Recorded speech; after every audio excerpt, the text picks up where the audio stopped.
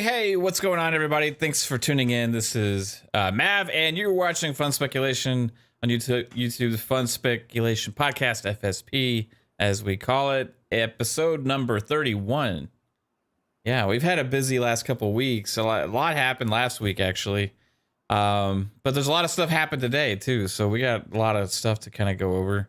So I appreciate everybody here tuning in already in the chat. You guys rock. Anybody that's here either live or after the fact, or if you tune in for a minute, a second, I don't care. Appreciate every single one of you guys. Hey, what's up to this awesome panel? We may have more joining, but we don't know 100%. Things are happening, so people have lives, but we do have two amazing people here. As always, this guy who's channel's actually getting some traction, Mr. Jasper, Lore Master Jasper himself. Oh, yeah. You were creeping on it last night. I was like, wow, man, you're doing pretty good with your guides and stuff, man. People seem to really like it too. How have you been? Yeah. It's been. I've just been playing Saints Row. I beat the game, just trying to grind out like collectibles and all that other side stuff. Right. But getting ready for Battlefield and Destroy All Humans. That's tomorrow morning. So I want to stream that, but it's kind of a rough window. They kind of come out an hour from each other. So yeah, right on. I know there's some hype around that game. Some people are really excited for it. Maybe you should stream it. That's what I was going to do. Yeah, you're going to stream it? Yeah, I know, but like maybe you should stream it like every day and become just a Destroy All Humans 2 streamer. I can't. I have finished games and I can't play them because yeah. I have Jasper. I'm just a Destroy All Humans content creator. Yeah, that's cool, man. What's up? Hey, Fuzzy Belvedere, the always fuzzy one. How are you doing? I'm doing pretty good, man. Just a ton of like gaming news this past week. Glad to be here to talk about it with you guys. And man, thank you for everyone in the chat. So yeah, let's get to it. Got 3-Bits here. Yeah. Hey, 3-Bit is here. Thanks, Fuzzy. Hey, and speaking of 3-Bit, what's up, man? How are you doing? I'm pretty good. Been busy, but I'm excited to talk about some of these topics. Hello, everybody. Is my mic sound okay? Yeah, you're pretty good. Decent? It's a little low, but besides that, it's good. Low. Yeah, a little low. Okay, I think it's a proximity thing. I don't know. It's just sound good when I'm like closer, like now. Oh Does yeah, it sound yeah, pretty good? yeah. Nice. Sounds great. Yeah, it's good to be here. I'm excited. I've been really busy just doing animation work and stuff like that. So excited to talk about some of this stuff. Yeah. A lot of gaming topics. I've been Yeah, last week doing. was crazy. Last week was absolutely bananas. I mean, we had PlayStation price increase, and we had Gamescom, we had new game announcements, we had everything under the sun. And Monday starting off with quite a bit of news, nothing like as substantial as last week's stuff, but a lot of it's going to be in the same kind of family. Like I actually wrote topics this week, which you guys would be surprised. I usually don't actually even do that. We just kind of go off the cuff, but actually, I was like, "What is this? Is this Boom?" Yeah, I was like, must have been a slow day. no, there was just so many random little things that was going on, like that I wanted to make sure I took mental note. So you know what I mean. It's worth going over a lot of this stuff. But first off, we want to get into this, guys. This happened on Xbox Era show with a Special Nick. A lot of people know him in the community, and it kind of spread around Twitter. Something that's I think should be kind of obvious to a lot of people. So we've mentioned it here before, even though I got shot down a long time ago when I said that they would probably do this. But however, rumors are swirling that Xbox might bring back another batch of games to add backwards compatibility with the going back to the 360 and such after the Activision Blizzard deal is finalized. It made a lot of sense. This should be kind of common sense for me. If you have a large acquisition when you're acquiring a massive library of games and you are known for having back compat in your library, you're tapped out on what you can add currently. So the teams have moved on to other things. But when you acquire this publisher, they're bringing in a lot of games, right? So that adds more that you can go and add them in. Maybe do some FPS boost or some other enhancements on some of them as well. But that's kind of what the rumor is right now. I'm excited to hear that it's possibly it's actually happening, but to no surprise for me. Was this a surprise to anybody here that they would be potentially doing this? No, I think in the beginning you kind of nailed it when it was kind of like a common sense thing. They said that they Yeah. were done, but they had also made mention that they talked to a lot of the devs and they wanted to make sure they had, the okay or Yeah. permission or a thumbs up or something. And, Activision just seemed at the time before the whole acquisition was even a random thought, they were, on the lines of, well, we'll probably resell or remaster or remake some of these games. So they probably wave that off, much like you see the same thing with the boost and stuff for Red Dead, or even though they got the back compat for the original Red Dead, and it looks like that they Rockstar wanted to do something later. But as far as Activision, with it eventually being part of Microsoft Studios or Xbox Studios, I totally see them going back, and now that they own those IPs, going back and redoing it. Anything, outside of that, we'll see in the future.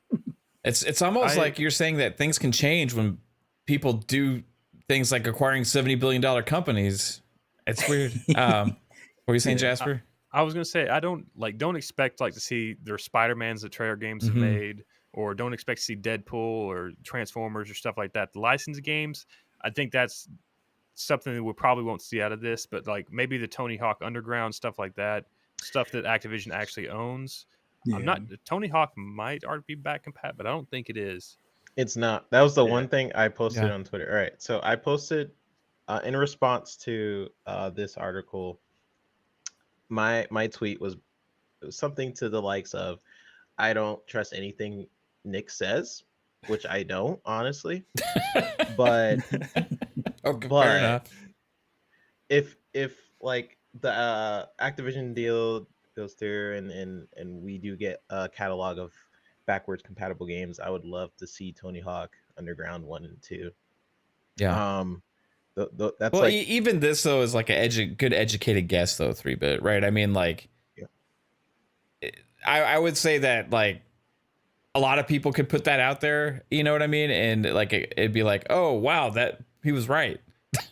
And it makes sense. I mean, based like, on their comments of saying like with the deal, they want to bring as much of their catalog to Game Pass as possible. It's like which- seeing storm clouds off and realizing it might rain today. right, it makes right. sense, right? I think the biggest hurdle they've had to deal with in the past has been licensing. Yeah.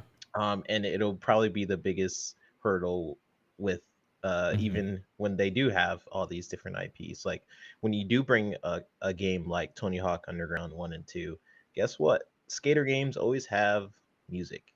So I don't know how that works. The personalities like Tony Hawk and Bam and all that stuff that's in those, like getting the rights back to the people. Yeah. Yeah, I would think like, maybe games like Prototype. I don't know if Prototype's already back compat and things like that.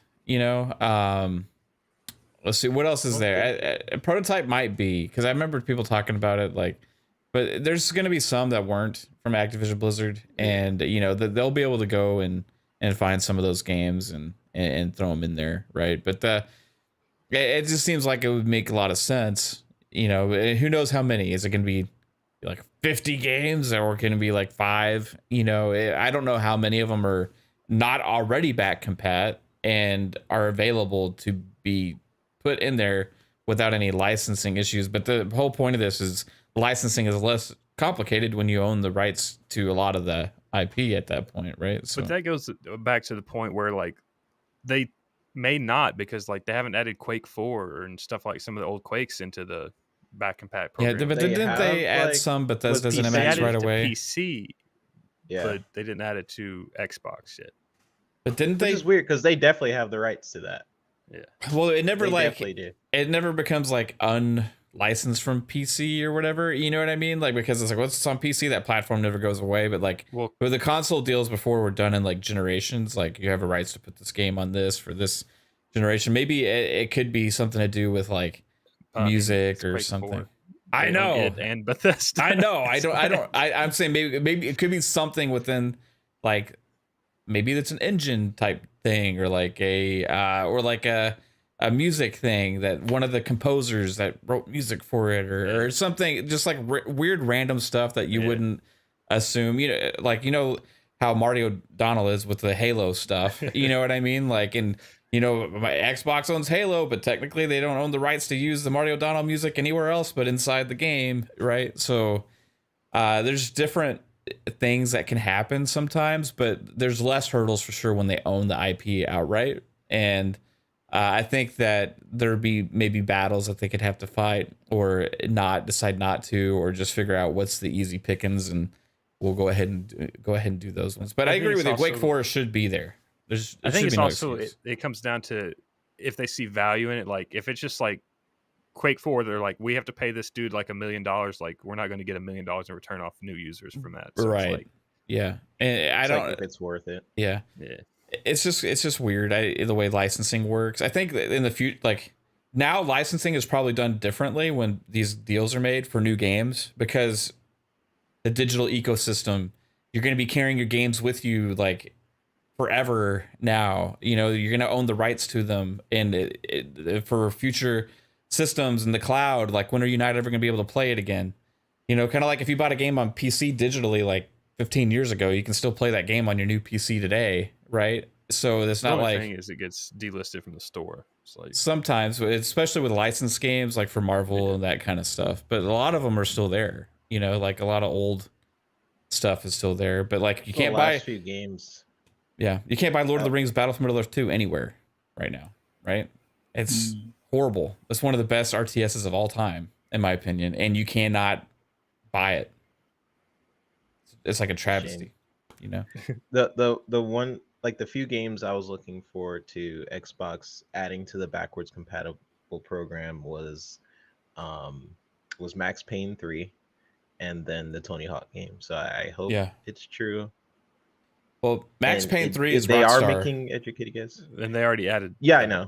I was just saying, like in general, like in the program, there was only a few games I wanted left, because they did add a lot. To be fair, they added as much as they could with the rights they were given, and a lot of publishers are stingy, and to put it lightly, they are very stingy with their rights, and sometimes I think Aaron Greenberg or someone said this. Being careful of my words because I do know a little bit about the background of this, but Aaron Greenberg or someone said like to the fact of sometimes there's bugs that gets fixed when they bring it over to newer consoles. Like it was a bug that was in an older game, and then by bringing it over to emulation, it gets fixed. And then some publishers are like, we don't want it fixed, we want that bug back in the game. And that makes things very complicated. So at that point, you're not just porting the game over, you are trying to replicate code that was originally in the game, even bugs that you want to stay in there. So it gets really weird. It becomes less about just the licensing, and it goes even deeper with like what's in the game itself. Certain developers want to preserve certain things. There's a million different reasons why a lot of developers wouldn't want their game to be ported over. Maybe they want to sell it in the future. Yeah. And they're like, hey, we know you want us to port this game, but we might want to sell it in the future. So even if they never do, they just want that option. And we clearly see that with big companies like EA that wants to constantly just sell us. Yeah. Sony. Yeah, or Sony. Yeah. So. I mean, there's definitely those ones you can tell. Like 2K does it also, right? And then there's the companies that have been doing free updates on games, right? And taking advantage of like smart delivery features and those kind of things. They're coming up with their own system for it, you know. But like I'm excited to see what they do. I have no doubt that they will add some games, right? What after this deal goes through. Question is, how soon will they? Because technically, I don't know if they start working on it behind the scenes just in preparation of in case, you know what I mean? Like, can we get this working and not release it, you know, if it doesn't go through? Activision's working as an independent company. Right. Like, so, you know, because some of the ZeniMax Bethesda things they had came like pretty quickly after that acquisition was finalized, right? With some of the things that entered Game Pass and stuff like that. Like they'd already been prepping that to happen, right? So it's exciting. I think that it's definitely something that's going to happen. I'm hoping they also do FPS boost and those kind of things as well on top of it, and don't just like, hey, here's some games, you know. But no doubt they'll be in Game Pass also, right? Yeah. So, you know, they'll be in Game Pass plus all that other stuff. So just be happy when you get a bunch of free games dumped into your library, Game Pass subscribers. Oh, hey. Yeah. Sup to Psycho. Preserve that history. Hey, Yeah. Psycho. Game preservation. Man. Hello. Oh, Hi. The What's up, mellow man? fellow from outer space. welcome to the show, There, sir. Yes. There you go. Thank you for I having like me. how 3-Bit's still learning the intros. Yeah. He's actually like the longest running panelist for any of our shows, and like he doesn't know anybody's intros. It's funny. It's okay. No, it's But sad. we still love him. I'll get We it. still I'll love get it. Yeah. him. Yes. Glad you're able to make it, bro. Yeah. We were just talking It's about a little bit of the back compat stuff, you know, and how obvious it would be that they would be doing that, even though they said they were done at the time. That was before they bought Activision Blizzard, right? So, Correct. is there any specific Activision game that you'd like to see? Ooh. What was it? The War for Cybertron? Man, that would be one I would want to, but I don't think that's like likely to happen at all. You know, the But why licensing. not? Why can't they? I Because think it's they Transformers. They don't own Transformers. They've already That's- delisted those games also. Yeah, you can't even buy them digitally now. But that was Yeah. Activision being like, let's put all our resources into Call of Duty. Why can't they? Well, do no, that they can now? They bring could it make new back, but we're talking about adding those old games to that have already been out. Like you can't even buy it digitally right now. You can't buy Transformers Devastation from Platinum. You can't buy Yeah. the Ninja Turtles Platinum game anymore. You couldn't buy them. They only lasted like a year or two in the store. Yeah. You can't buy any of those old Transformers games except for maybe one of them is still there. I can't remember which one, but maybe none of No. them though. I don't know. Remember that happened Now- with Scott Pilgrim. Yeah. What if they couldn't get digitally put the game out, but if you already own the disc game or the digital, if you did buy digital back then, would that work then if they allowed it because technically you own the game? Yeah, there's some games that they've pushed for back compat program that Yeah, because I think Transformers Devastation still worked even though they do not sell it digitally anymore. because I Because think it's Fear 3 or Fear 1, one of the fears, you can't buy it digitally. You only can play it physically. So there's games that they've added that Yeah. are delisted yeah, that they so relisted for they back they compat. could possibly bring it physically, or if you own it outright, um, that's a possibility. So that's one game.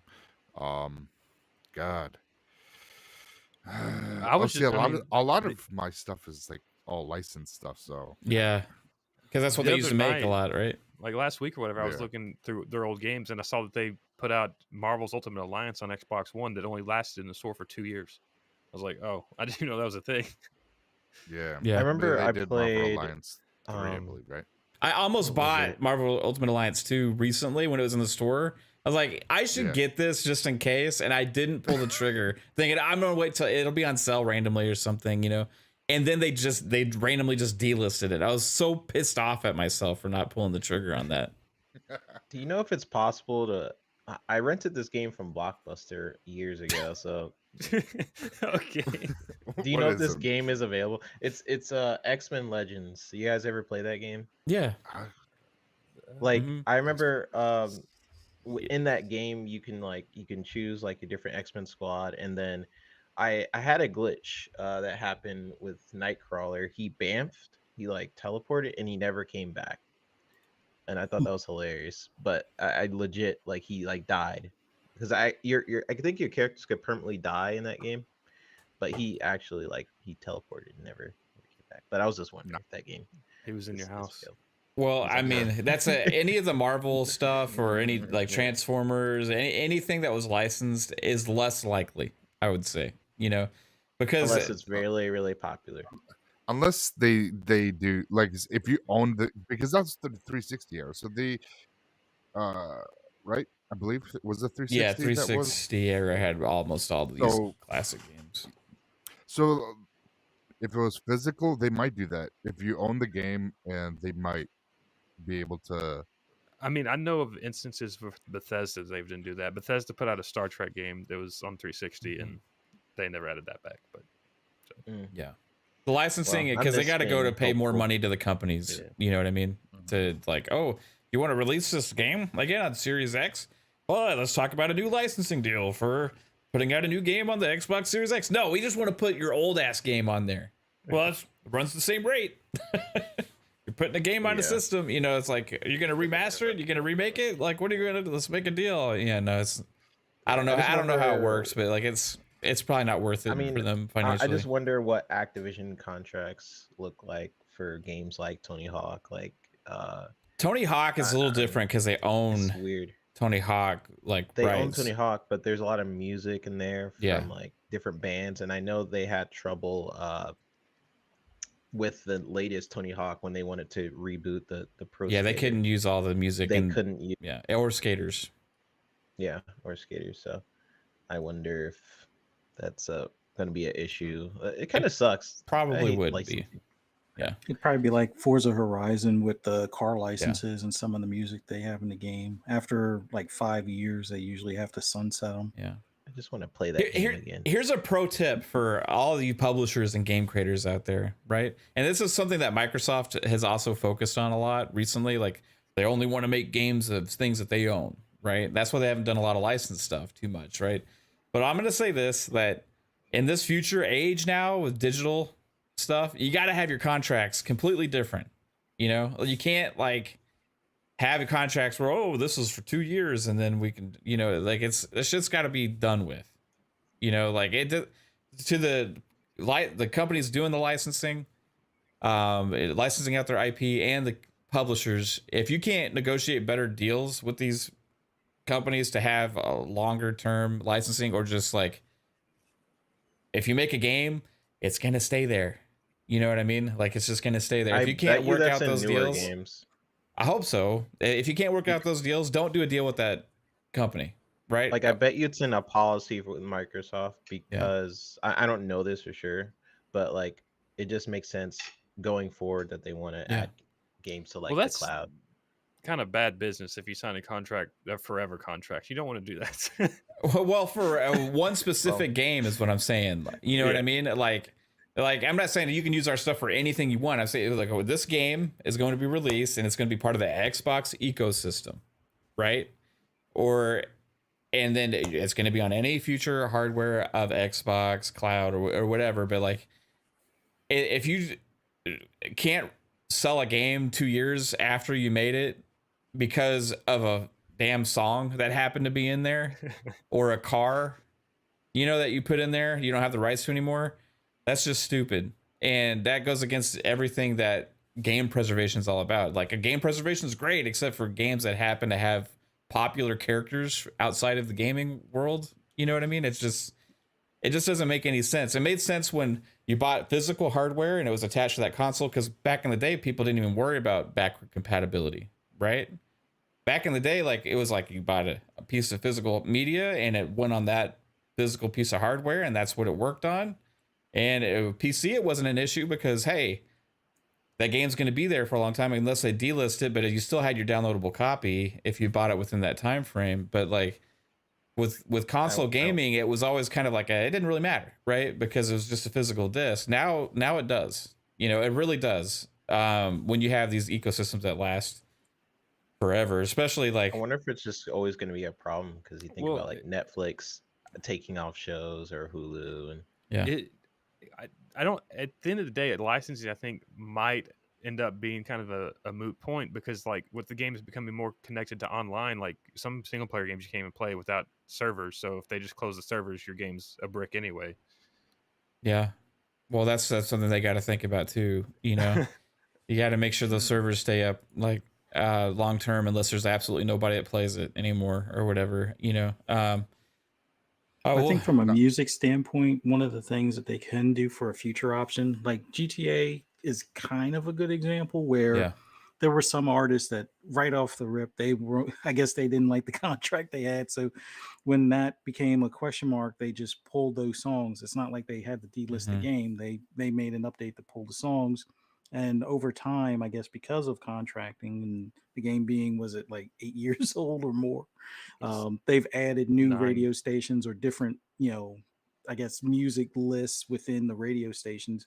Plus you can do at least on PC, you can, curate your own, MP3 list and have that play. And I think even with Forza Horizon, I think it was 3, originally you could pull your own music from Groove Music, which was like the Microsoft, music I used store. to use that.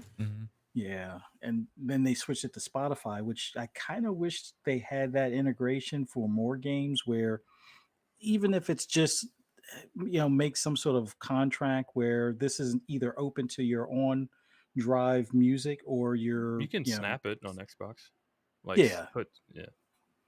That they should work on, at least from a music standpoint, because I think that would probably give more life or more wiggle room for future iterations and things like that. But like licensing for cars, I really wish they would just put a timestamp where it's like, okay, we authorize this Corvette, it's a 2023 Corvette, as long as it's just this game and you're not reprinting physical copies or something, if you want to keep it in the store, as long as it's for this game, you're licensed for the entire life of this game. And then, when they make like a Horizon, 6, 7, or 8, or whatever the case is, they would have to up that contract for that car if they want. But it just seems like it gets old where you have to delist things after a while. I want to say something too, like, this is going to sound selfish because I want this for streaming purposes, but every game publisher just like own the rights completely to any music you use. Like there's so many damn indie good indie artists out there, smaller artists that would be like probably willing to let you have the rights to music or whatever for a good paycheck. And there's millions of them out there, but these publishers go for like the biggest songs and you stream it, and with Twitch now as well, everything like a copyright is horrible with music and gaming, and technically you should be able to use it because you're just interacting with it and playing on the game and stuff. Yeah, but like when you play a game, you want to jam out to something not some random schmo. depends. You know what I mean? How many songs from that Tony Hawk soundtrack back in the day did I discover for the first time because of Tony Hawk? Right? I knew some of them. Right? I was familiar with a few of them, but I loved them. And every time like one of the sports games come out or anything like that, it's like, oh, these are great songs. You can have the same impact for lots of different artists. There's so much good music out there. There's like, I mean, people a shit discover ton of songs artists. way later, like Mm-hmm. like Stranger Things, for example. Like people Yeah. discovered that Right. one song like how many years later? I don't Yeah. know when that came out, but Or figure out with amazing. Google and YouTube and some of these things out there how to fix that issue, because if it's in the game, you shouldn't have any EA issue with it. Sports. Yeah. It's in the game. If it's in the game, it's in the game. It'd Don't be really cool to now we're probably more than likely we'll get the Crash Bandicoot and Spyros in Game Pass when that deal Yeah. goes. Yeah, those I think if we're going for safe games, I think Psycho's right. Like a yes. Spyro, a Crash, all the Call of Duties. I think those are Prototype too. safe to go into Game Pass. Yeah, and Prototype too. Prototype, for backwards compatibility, yeah. Mm-hmm. I don't think it's backwards compatible, is it? So I just looked it up because I wasn't 100%, but it's not. It's Yeah. not, yeah. So But it can prototype. be. So original IPs. Yeah. Tony Hawk is the one I want the most, to be honest. But like, I'm Well, they did also with the skeptical. remasters, 3-bit. They did the remasters 1 and 2. Yeah, but Yeah, but they didn't didn't have all the songs from the original. though. No. They had They had to like get do new some ones. stuff. Yeah. Could you imagine if Yeah. they got the original ones and then they got the They got a lot of them. but They the got quite a fact few. but the fact that they couldn't get all those songs and stuff in there 3-bit, the fact that they couldn't get all those songs and the artists and they had to do the remake in the way they did means probably they can't do back compat on that. I would But have just this is assumed. not it's slightly different. That's why I don't know what's in the contracts, because they're not remaking the game. It's the same game. I don't They're know. if just there's- relicensing. Yeah, relicensing Yeah. stuff. Yeah, so they like have to go if to you're like making a whole new game. I wonder if that's different. I don't know. I don't know what's in the contracts or anything. But right. They have to go to the I feel skaters. like that'd be Hey, different. you're 60 now. Do you want a paycheck? Just you want $1,000? Let us use your face.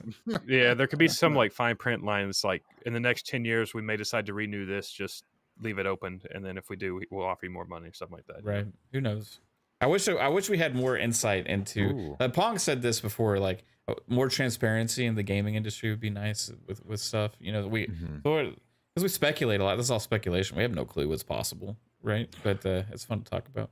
Do you think True Crime would go in? Could. That would be nice. Yeah. Could. Oh, Because that's Xbox. So that's Activision. Mm-hmm. yeah, Oh, really? Wow. the other publishers. Yeah. Isn't True Crime connected to Sleeping Dogs? I thought. It was Sleeping Dogs was originally going to be a true crime sequel, but then they had some kind of weird falling out or some issue happened, and then they like split off and made Sleeping Dogs its own thing. Oh, so the first one was Activision, and the second, I mean, True Crime is Activision, Mm-hmm. and then Sleeping Dogs is another developer, right? Mhm. I don't think that's Activision. That I remember. Yeah, Sleeping Dogs is I not. think it went to. Yeah, I think Sleeping Dogs went to Square Enix, but I think that was part of what was sold to Embracer Group. Embracer. They got a steal. Embracer is crazy. They got a steal. Shout out to Lord Roughness. Hit us with a £5 super chat. Says, yeah, Mav, about music and game memories. Need for Speed Underground 2. I hear those tracks now and I immediately mention that game. Yeah, it's like they're getting ingrained in your brain, for sure. I appreciate the super chat. I appreciate everybody watching. If you like the content, hit the like button, share, subscribe, all that kind of stuff. Appreciate every single one of you. I see lots of awesome names here. Calorie, Tony Grasso, what's up? Let's see, Decado, Talos Ray, RWK88, how's it going? Aces 352, what up? What up? The Fifth Horseman.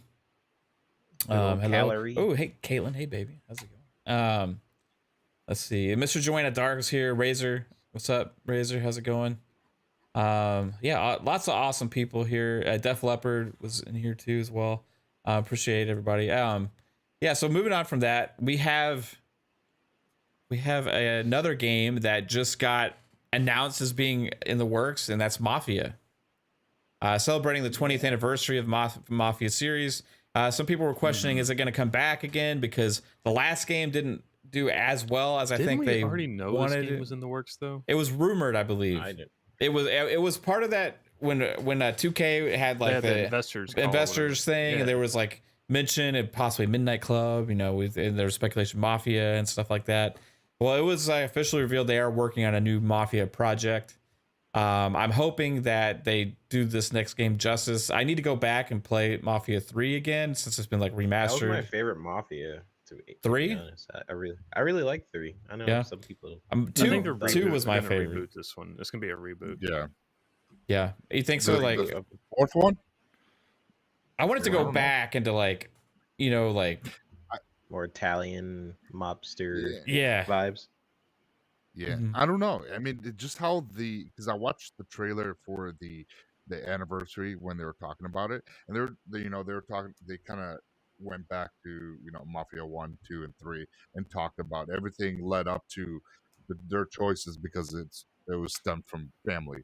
So it just felt like they were working on 4. It's just how they were wording it and how they were showing it off.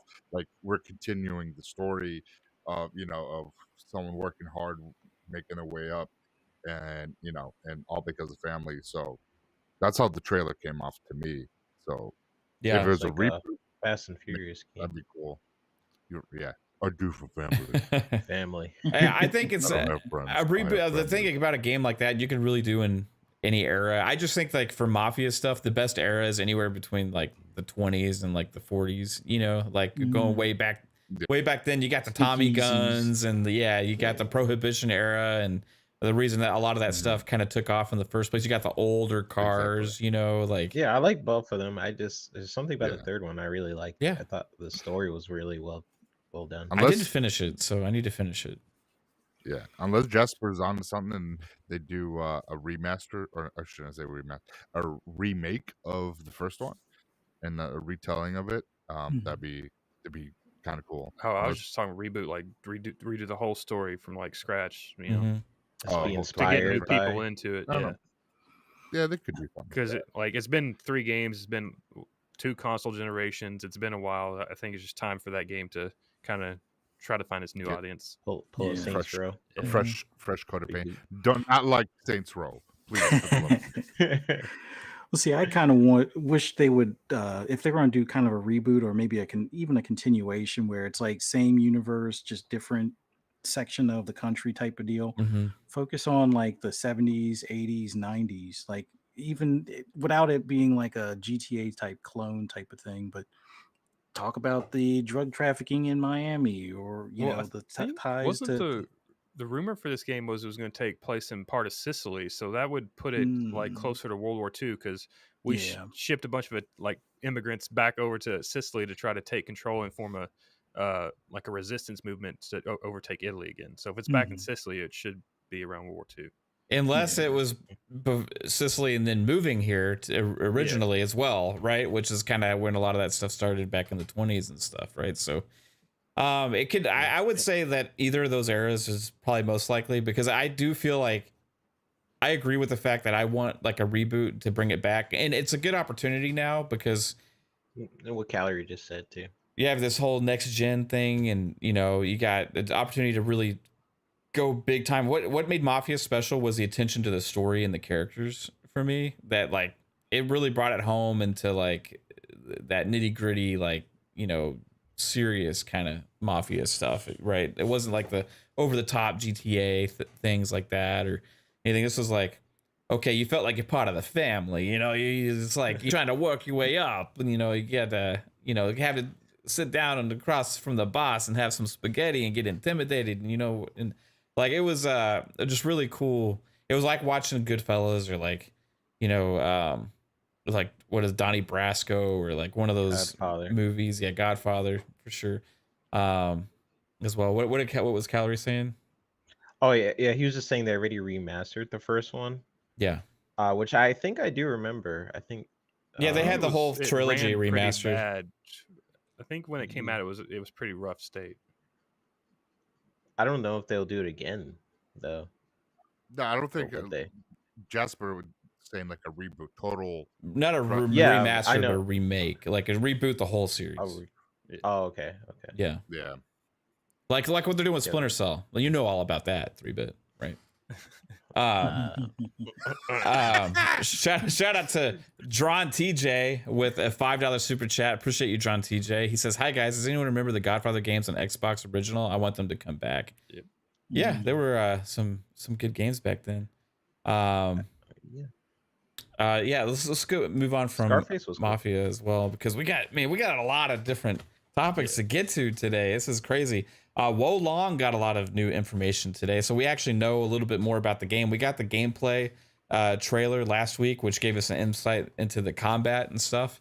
But we got new details today that give us a little bit about, hey, how long is the game going to be, and all that kind of stuff. And they're saying it's like a 40-hour game and longer if you do everything, right?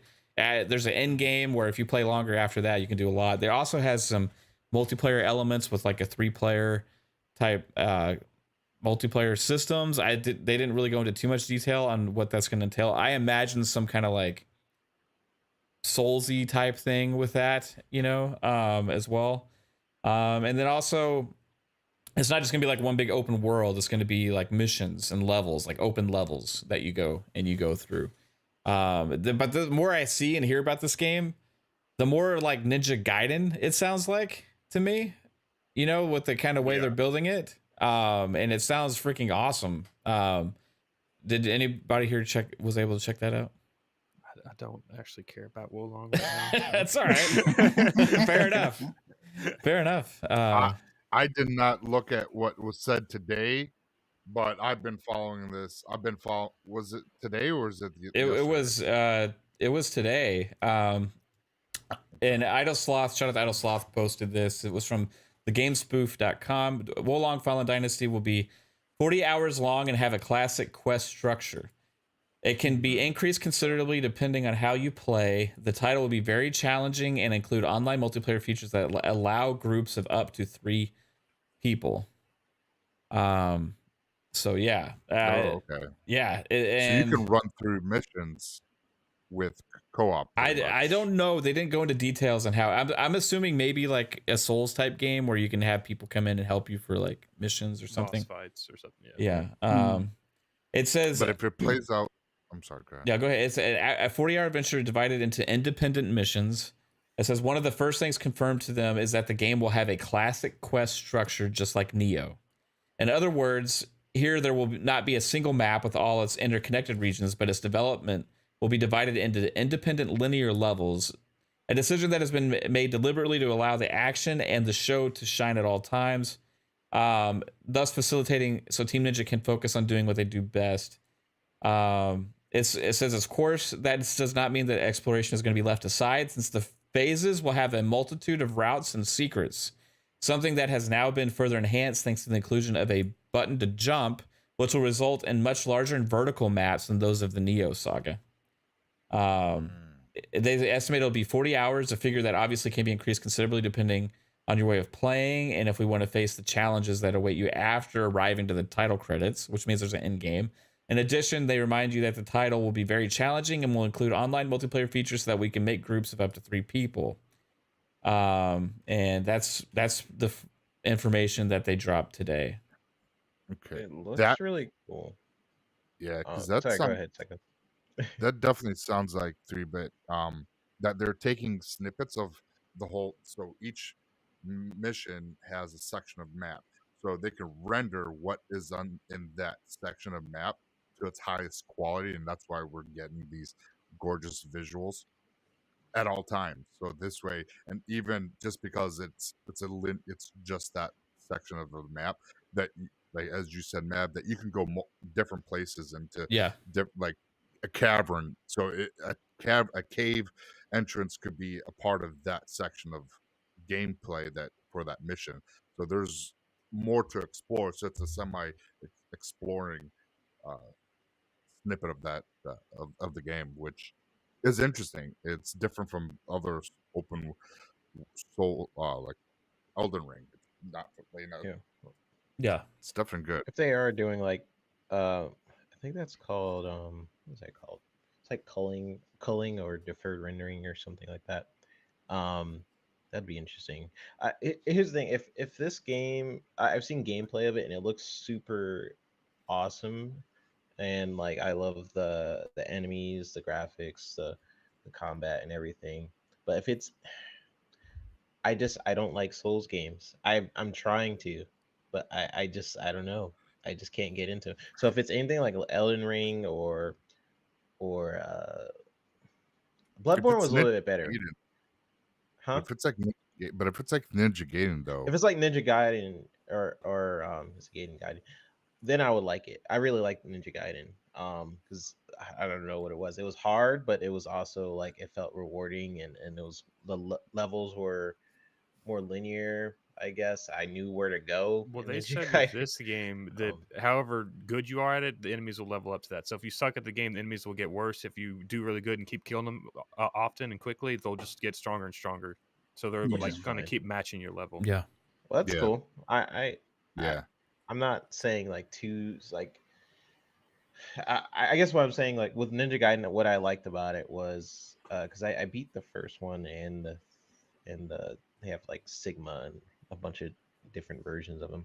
yeah. Um, Black and Black, which and then they have like Sigma Black, and I don't know. I don't Mhm. remember which second one I played, but what I liked about it was challenging. It was freaking hard, but you kind of knew where to go. You can kind of figure out the patterns, and I don't know. I just like that game more. Or not Force Awakens, but Force Unleashed. the for no, what's the Star Wars game from Respawn?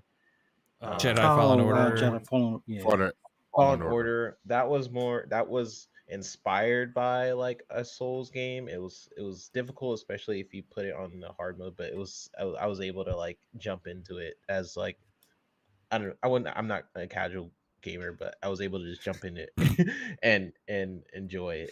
You know, Mhm. I, I enjoy those more so than like um the typical like Elden Ring or Demon Souls, Bloodborne, Dark Souls. Demon Yeah. Souls. It's just like a preference for me, and something I'm realizing about myself. It's just interesting. I really did try to get into those games. I don't like Souls games, and like Elden Ring was completely off my radar. I only played it like a day after it came out, and everyone was like really raving about it. I picked it up a day later, played it, and it's like one of my top 5 games of all time.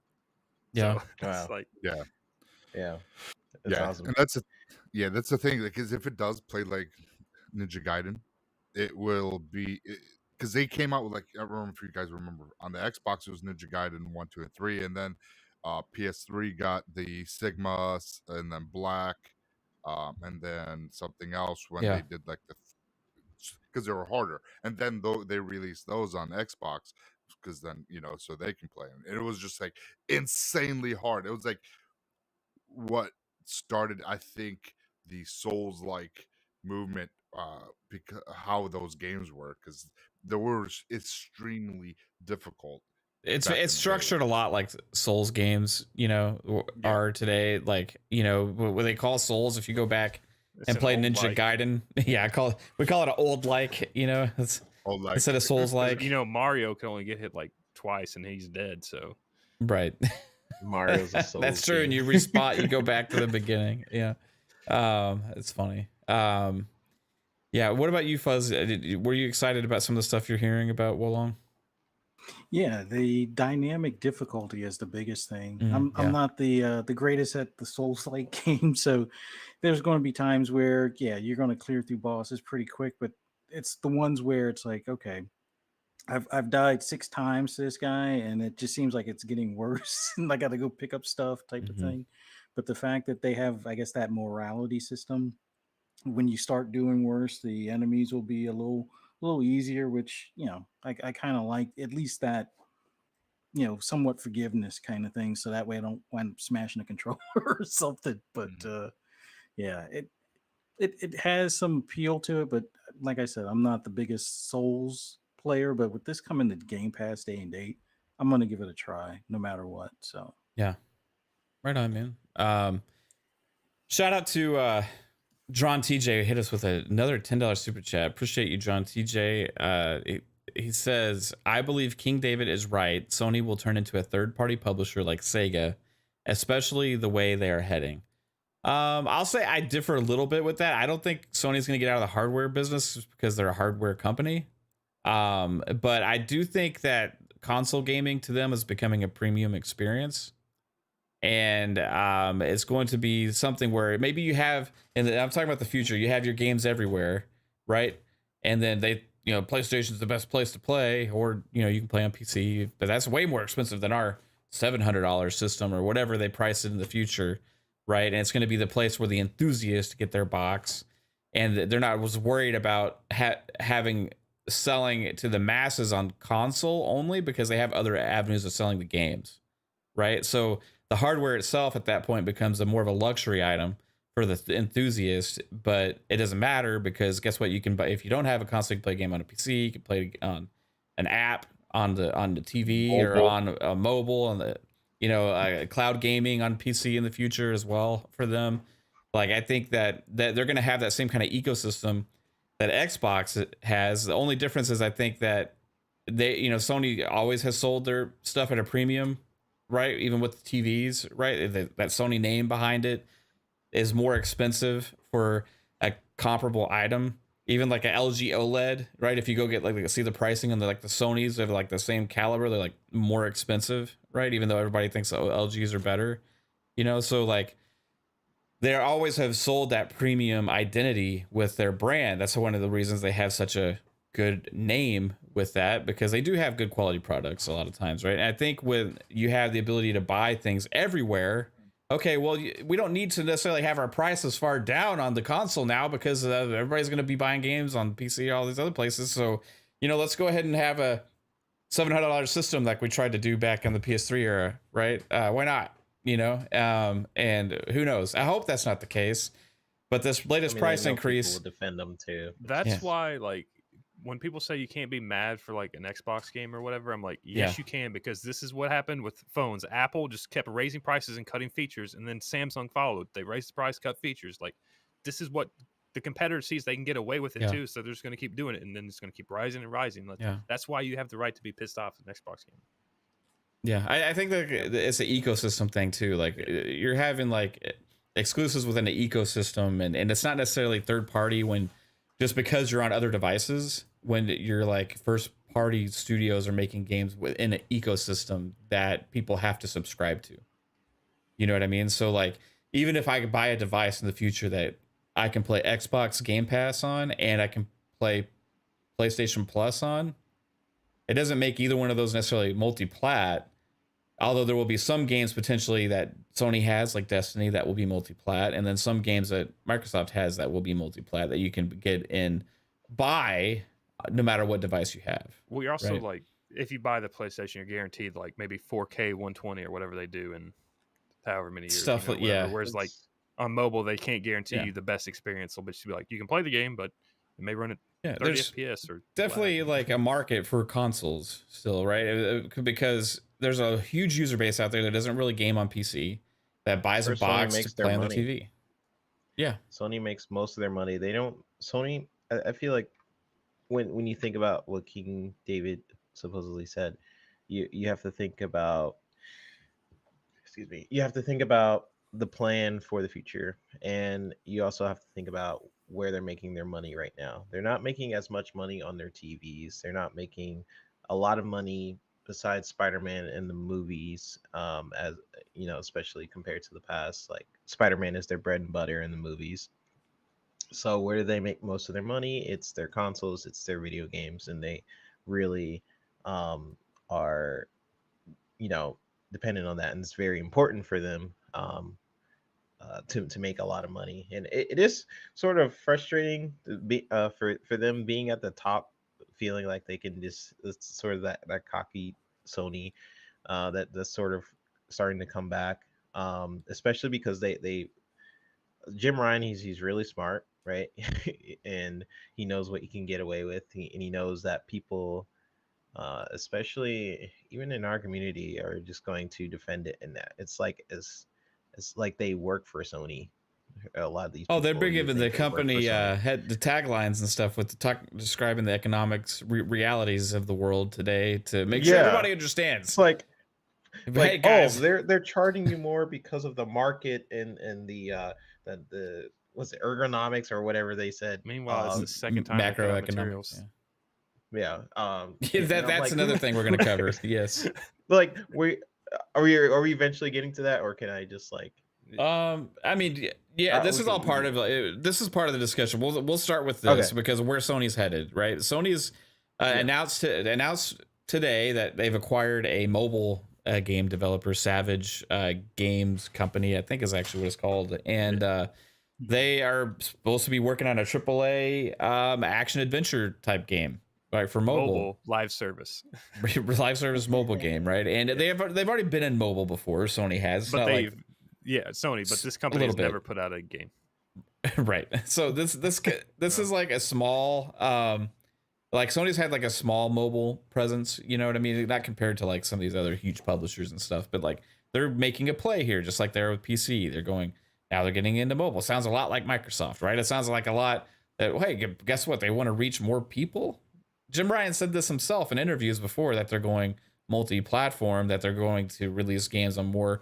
And in fact, they also said in their investors call last year, whatever, they yes showed a chart of where they want to hit their goals. Yeah, and I actually shared this, I think, on Twitter today, like some of the quotes from the past from them regarding this. And I'm going to see if I can find that to read it. Yeah, it says, PlayStation Studios must continue to expand and diversify our offering beyond console. This was from back in May, I think. Bringing incredible new games to more people than ever before, said Herman Hulst, head of PlayStation Studios. Well, this is just regarding this acquisition. Okay. So the acquisition is part of Sony's plan to bolster its presence in PC and smartphone gaming over the next few years. By fiscal year 2025, almost half of our new releases lineup will come from PC and mobile.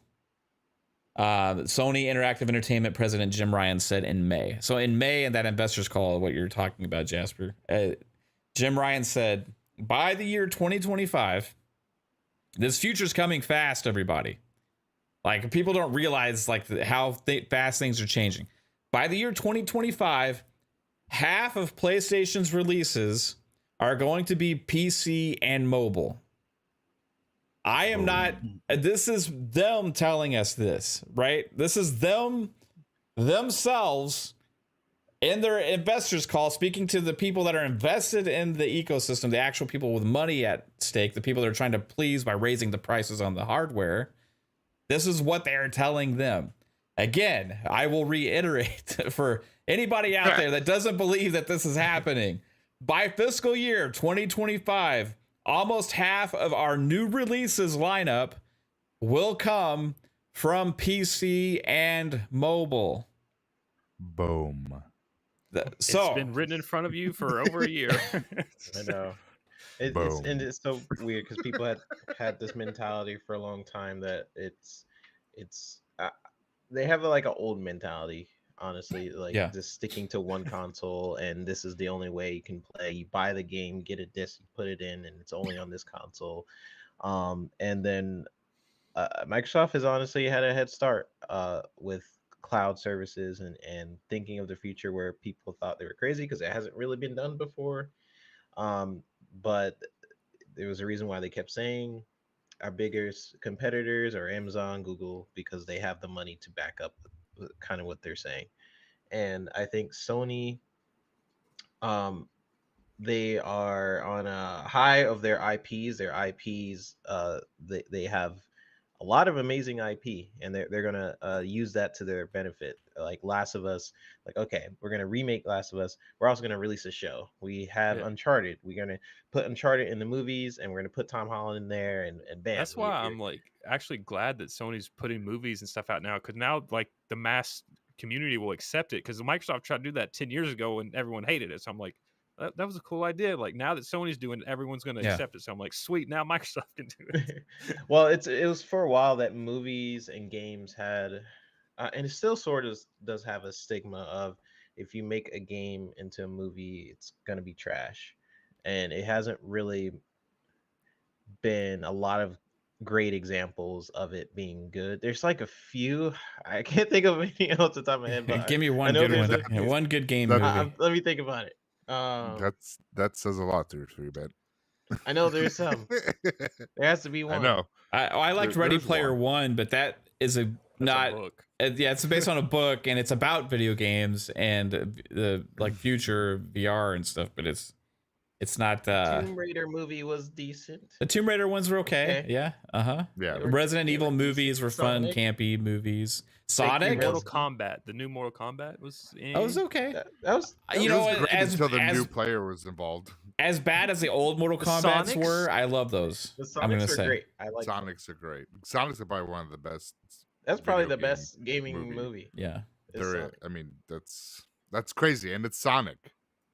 Yeah. You look at Mario. Look at what Mario did. Yeah, Because they take the source material and they take it seriously.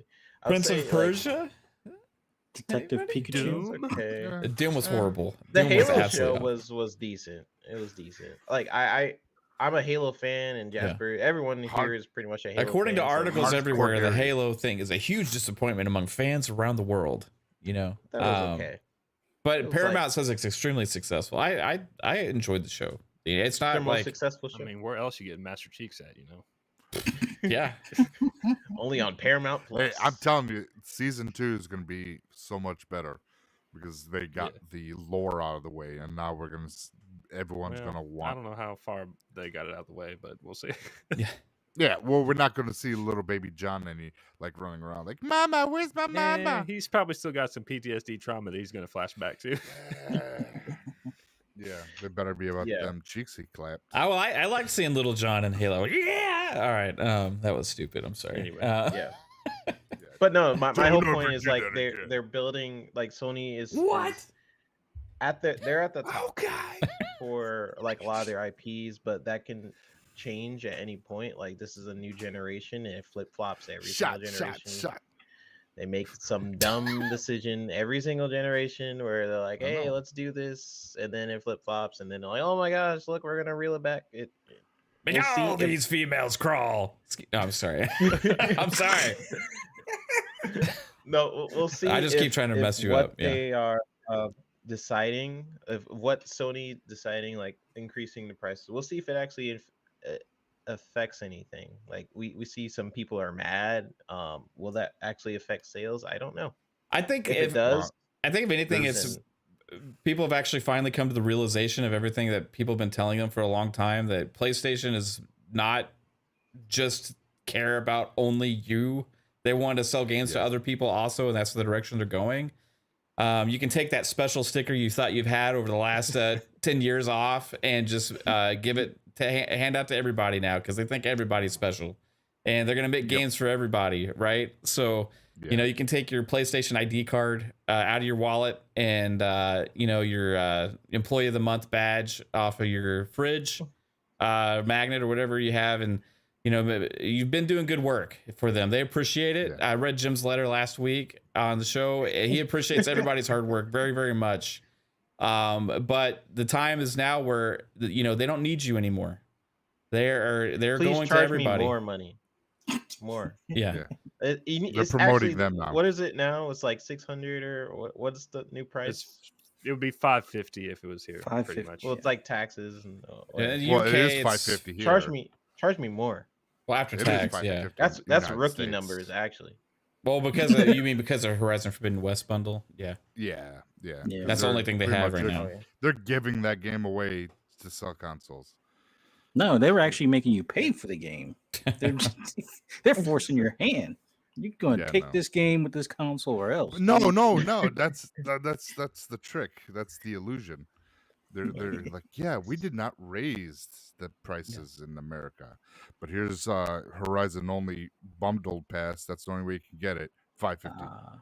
The interesting thing, though, is this is all Smoke and combined. mirrors. This Smoke is and like mirrors. announced shortly after they announced the price of the price. They announced the price increase. It means they had money to spend on acquiring studios this whole time as well. You know what I mean? But also, they have more ambitious plans than just console hardware and gaming, which we all already knew, the people that were paying attention with PC and mobile and stuff. But they also announced today that they are revising, or they didn't announce, but it got put out there today that there's a new revision on the PlayStation as well, removing some of the weight by changing some of the hardware. Nobody knows exactly what they did to get those get the weight down.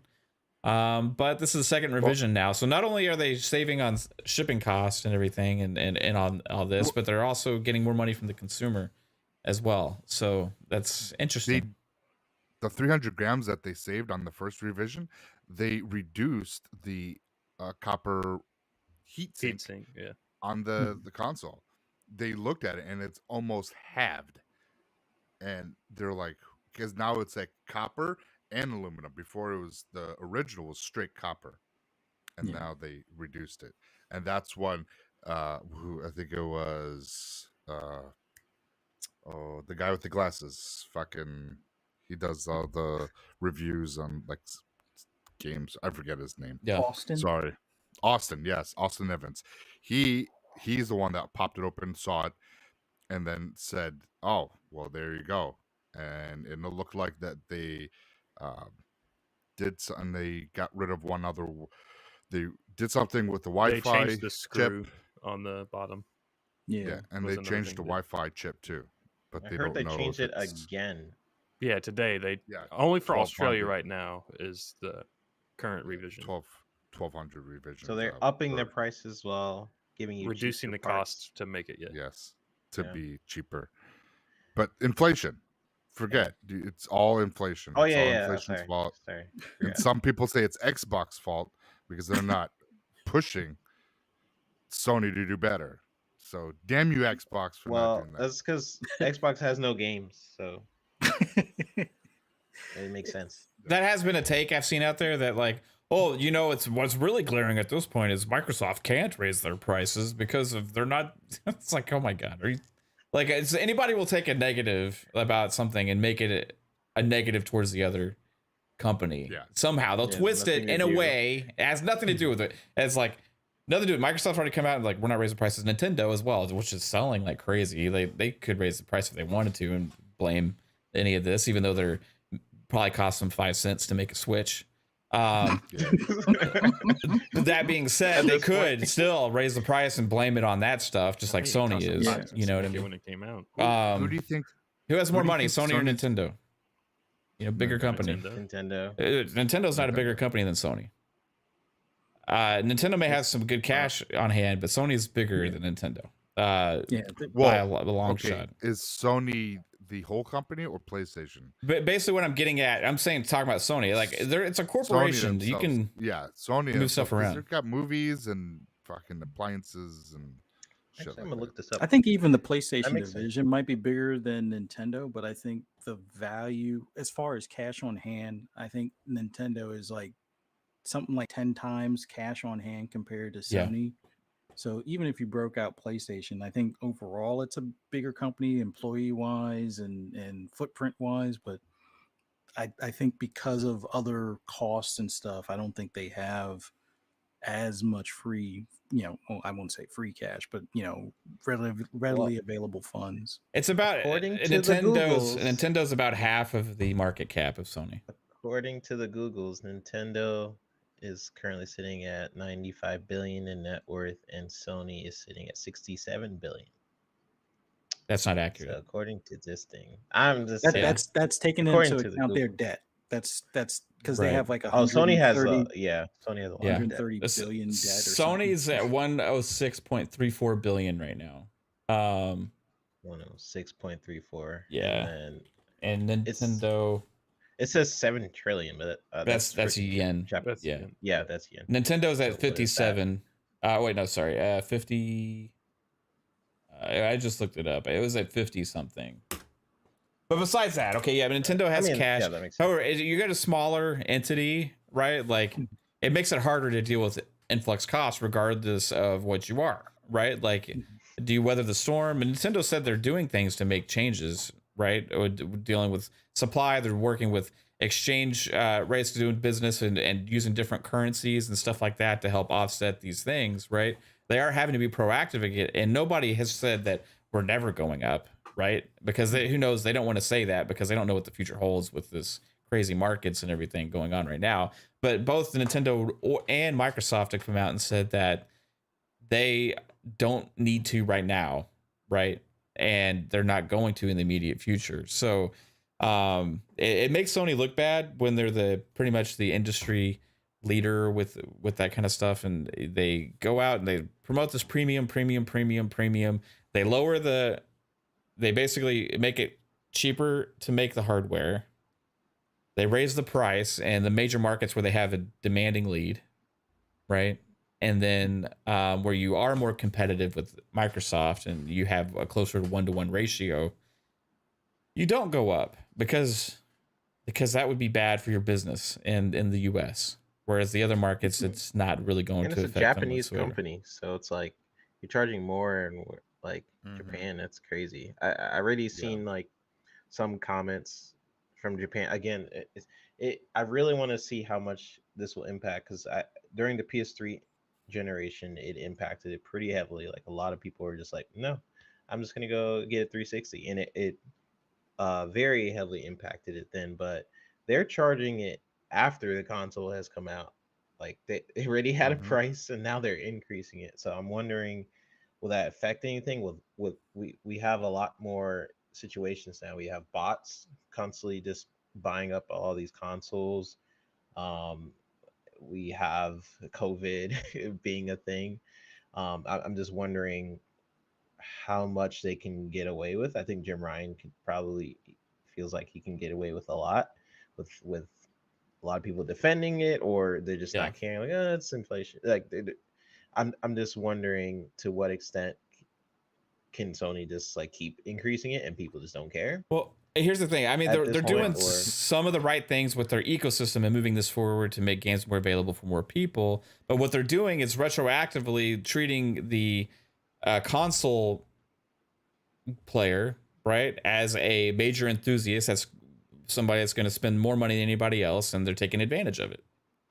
That's point blank what I mean, that is 100% what's happening. If anybody disagrees with that out there, like, I don't know what you're seeing, right? Because they're doing all these things. They're investing in the PC and mobile space, right? Which is good. I applaud that. They need to, right? I think it's a good thing in the long term. But because while you're doing that, you're also raising prices on console games and now console hardware, making it less obtainable. But you know you're going to get those sales anyway because, hey, these are the gamers that really spend their money, right? These are the enthusiasts. We're going to take advantage of them for every penny we can.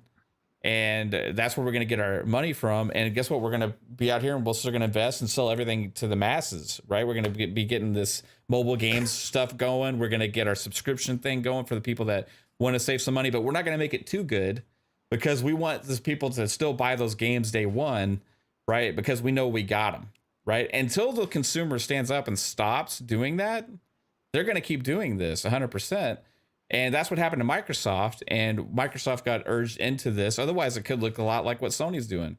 But Microsoft has pushed forward because that was their only avenue at that point. You know what I mean? They couldn't stick with that old model anymore. They had to find a new way, and they did. Now, Sony doesn't like how fast Microsoft's pushing that forward, right? But because it's making them look even worse while they're trying to run this system. But Jim Ryan knows what he's doing. He sees money potential. He sees that the willingness to spend from the console manufacturer. This is why I also console enthusiasts. They're so bold though. Like they just got sued.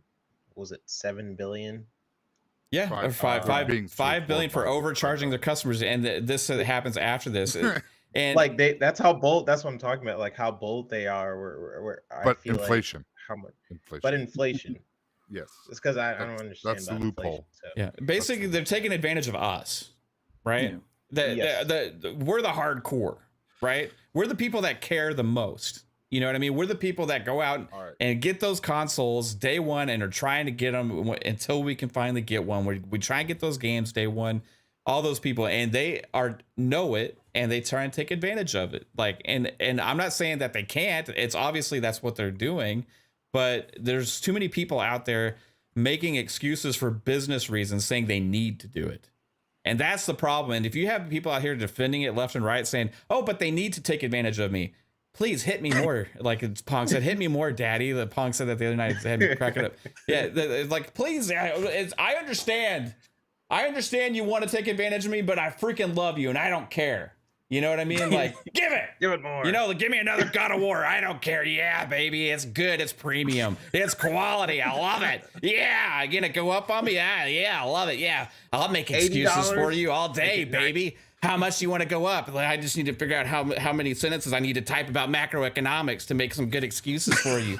Every single person that makes a comment getting mad at you, I'm going to go make sure I explain to them how the economy is affecting your business. I mean, for fuck's sake, you know, like, how about just be a consumer and care a little bit when you know you're getting taken advantage of. Well, Now, the here's funny thing is, go ahead. oh, I'm sorry. The funny thing is when rumors originally came out as far as the price hike on games, I think there was one stating that Sony actually wanted to do $80 for their games and kind of It was 90. executives. I think it was 90. Oh, it was 90. 90. Jeez. What the And fuck? Take-Two kind of Yeah. talked them off of that ledge type of deal. Even Take-Two is gonna be like, that's too much. Like, we know better than Take-Two that. sells digital cards for $100 on the weekends, right? Like, I mean, they're sitting there saying, Sony, calm down. You know? But the whole deal where they're cutting costs on the product, and do we know if it will shorten the lifespan of the PS5? Like when they did that original cut on the cooling, it's debatable. I have a gut feeling that it probably will cut down on the lifespan. Like if your original PS3 lasts you 10 years, I don't think your PS5, if you got the second iteration, will last you. I don't think that's really that. I mean, the CPU will just, if it does anything, it will start to downclock a little bit, but it'll still be playable. I think at the end of the day, I think your capacitors are probably going to be what actually kind of ends your console if it's not like some other like major hardware failure. Like if it lasts the whole time, like your capacitors will just start leaking or something, or some solder will break.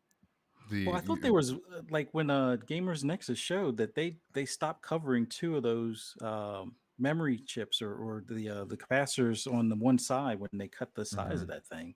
So I think that's going to be the thing that we'll see in like a 5-year span, but hopefully by then, you know, it'll be, you know, PS5 Pro or something. But the whole deal with people getting on social media and saying that they're willing to pay more, Sony was listening. I mean, we always talk about how Xbox executives listen to, you know, our criticisms or critiques of what they're doing. So when knuckleheads say, "Oh, charge me more, it's a premium experience," like you've been saying, Sony's listening as well, and they're like, "Oh, so we can charge more. Oh, and these scalpers are selling our box for $1,500. Man, we were foolish for selling this thing for $500. So yeah, keep championing paying more, and they will continue to listen and they'll continue to raise the price, while others might not raise the timing price. though, the timing is so crazy to me. Like it's actually just like it feels fake. Like I'm living in some weird reality. Like the fact that they got sued for what was it, 7 billion, and then they said they made a profit Mm-hmm.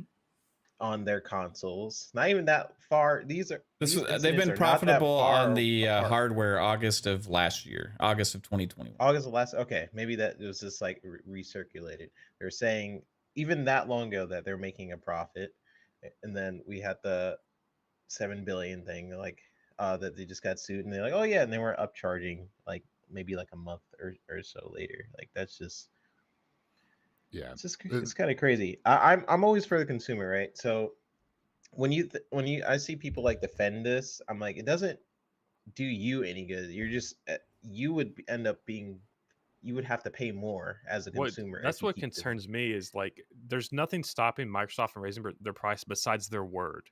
Like Microsoft sees that Sony can get away with that. Microsoft can do that too. Yeah, and then I'll just be fucked. Microsoft is also a business. Like it's not that we're defending Microsoft. They're both trillion-dollar companies. Microsoft is $1 trillion company. They have even more incentive if they wanted to. They could just make even more money. But like these are $1 billion companies that at the end of the day, they're trying to make profit. They're trying to make money on their games. And as a consumer, we kind of have to fight for what we can, as we are the little guy, right? We have to be like, okay, you're taking features out my phone. complain about it, so that way in the next iteration, if they do a next iteration, they add those features back. It has to be enough backlash for these companies to notice, like, ooh, actually, I know we saved some money here, Yeah. but we're getting some backlash. If you don't do any backlash, with Sony does not get a lot of backlash from people, because in the media it's like the more popular console, and not a lot of people are like, even with this news coming out, they're like, oh well, it's even now with them increasing their price, I've seen like IGN and GameSpot like kind of go like, that's bad, but it's Sony. That's what just they being did Sony. with it. That's what they did with the games price increase to begin with too. The gaming journalism Exactly. were like, well, inflation, and 10 years ago we paid 50, 60, the same price. Yeah, everything goes Your up. It's about analytics does time. not help. Your If this- analytics of why things happen does not help you. It does At not th- help the consumer. At this at all. rate, the next gen for PlayStation is going to be every year they release a new PlayStation, and you can't play your old games. It's going to be like an Apple phone, where it's like next phone comes out, you got to pay another $1,000 for it. It's like, but you might lose some stuff. So it's like that's what Yeah. PlayStation is going to end up being if you don't say anything. Yeah. You just Yes. pay $1,000 every year for the next upgrade. I see an issue definitely coming this generation. We're going into year 3 now, here in a little bit, and the big thing that people are going to be start talking about is that liquid metal that they're using as a thermal paste. That thing, for me, with liquid metal, they've seen, I forget who, I think it was Nexus, Gamer Nexus, and some others that done testing for liquid metal, and it usually has about a 3 to 4 year span where before it just dries up. So if console, the PS5 is not going to last the whole generation if you have one. So you're definitely going to be having seen hardware failures, and they could be like a red ring situation on Sony's hand.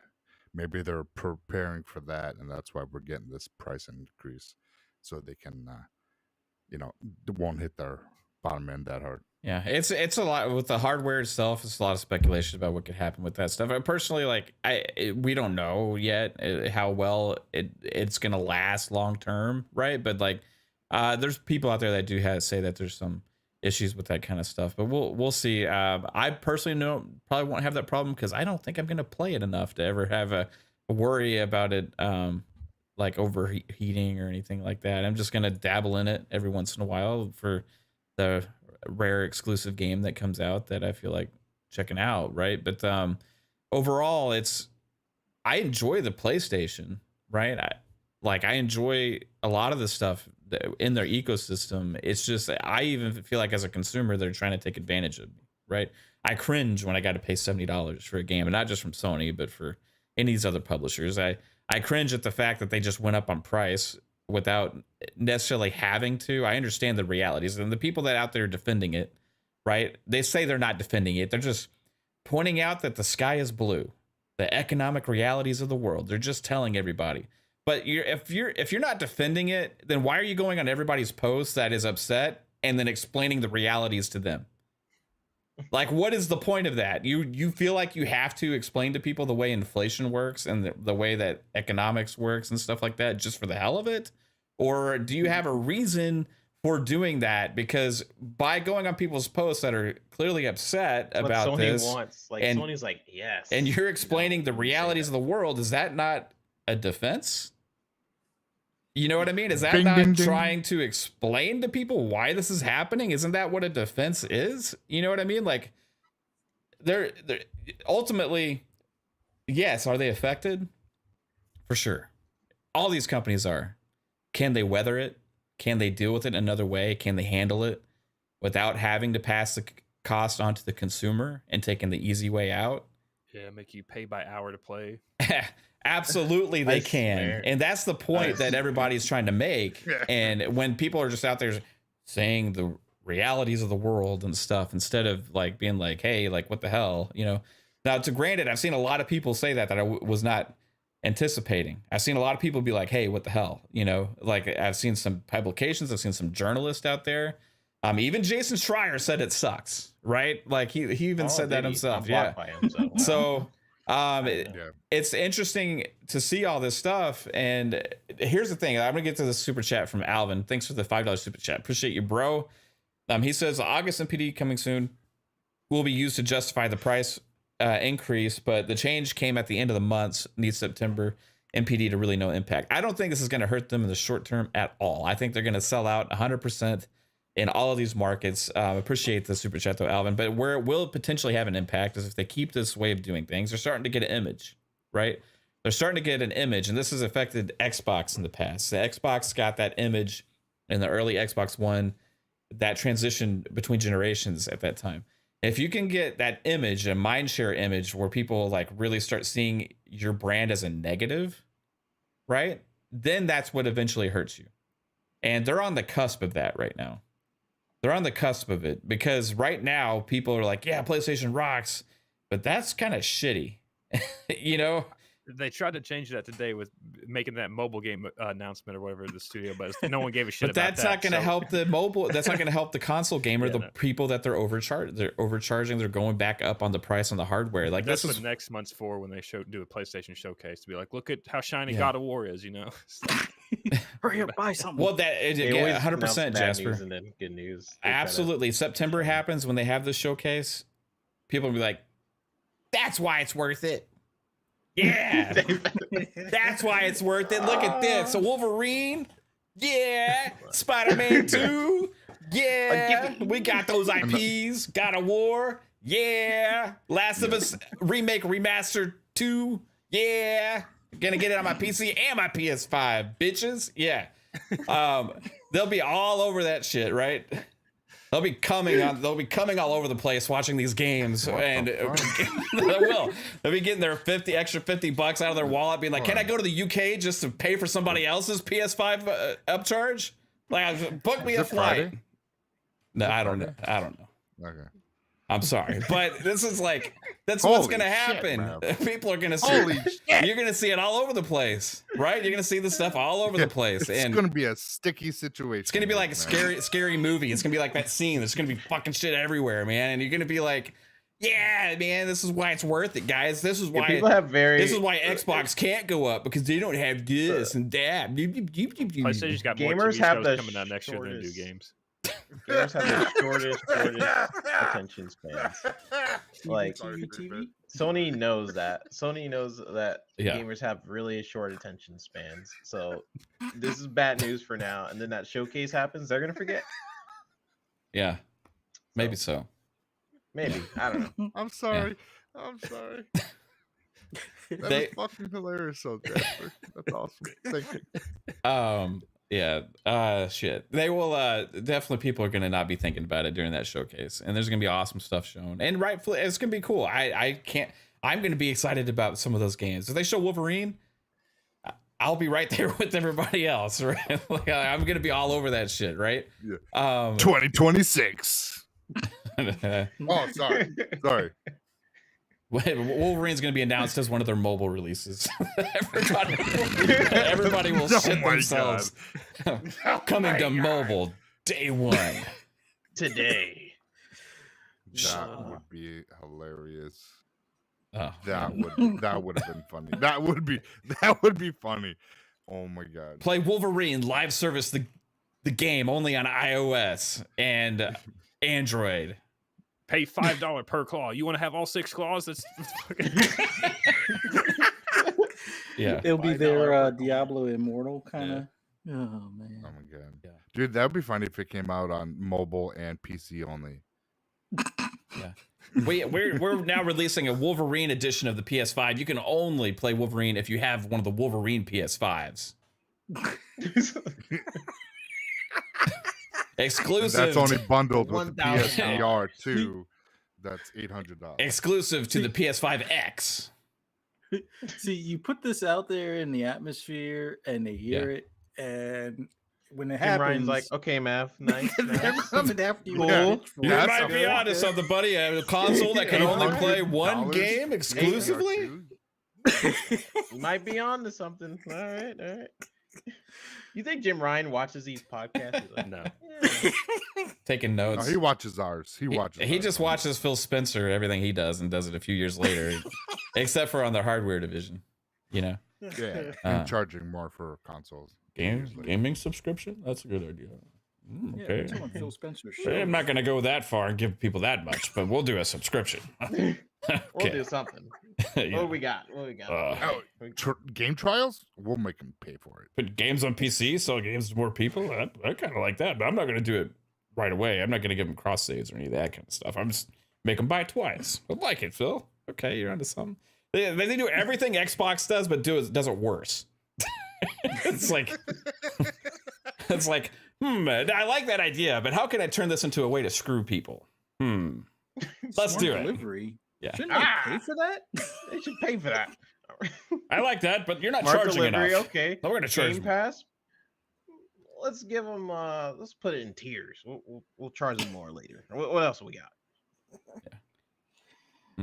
We need more licensed games. Well, hey Jim, we can put a Wolverine on the PlayStation. We can get the license for that. What's Wolverine?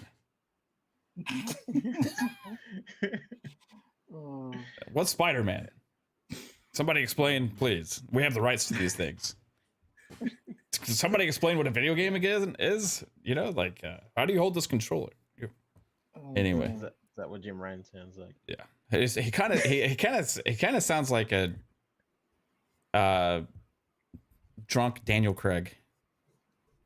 A little bit. If Is you he British? Oh yeah, he's British, right? Yeah, he's like somewhere over there. I don't know if he's British. He's from He somewhere reminds over me of- there. He reminds me of the guy that used to do the design stuff for Apple, where he would be like aluminium. It's like, Yeah, Oh. it kind of like a It looks like Liam this Neeson, is but like PlayStation 5. he looks that. like he looks like Liam Neeson and Gordon Ramsay had a baby, and sounds like a mix between the two as well. I think I thought it was Don Matrick with plastic surgery. that was funny. Yeah, I saw that. Colt Eastwood did that. The merging of Matrick to Ryan. Digital Foundry actually today. They were a little negative on Sony. They were negative on Sony, and they Surprising. also said that he was giving off Matrick vibes, right?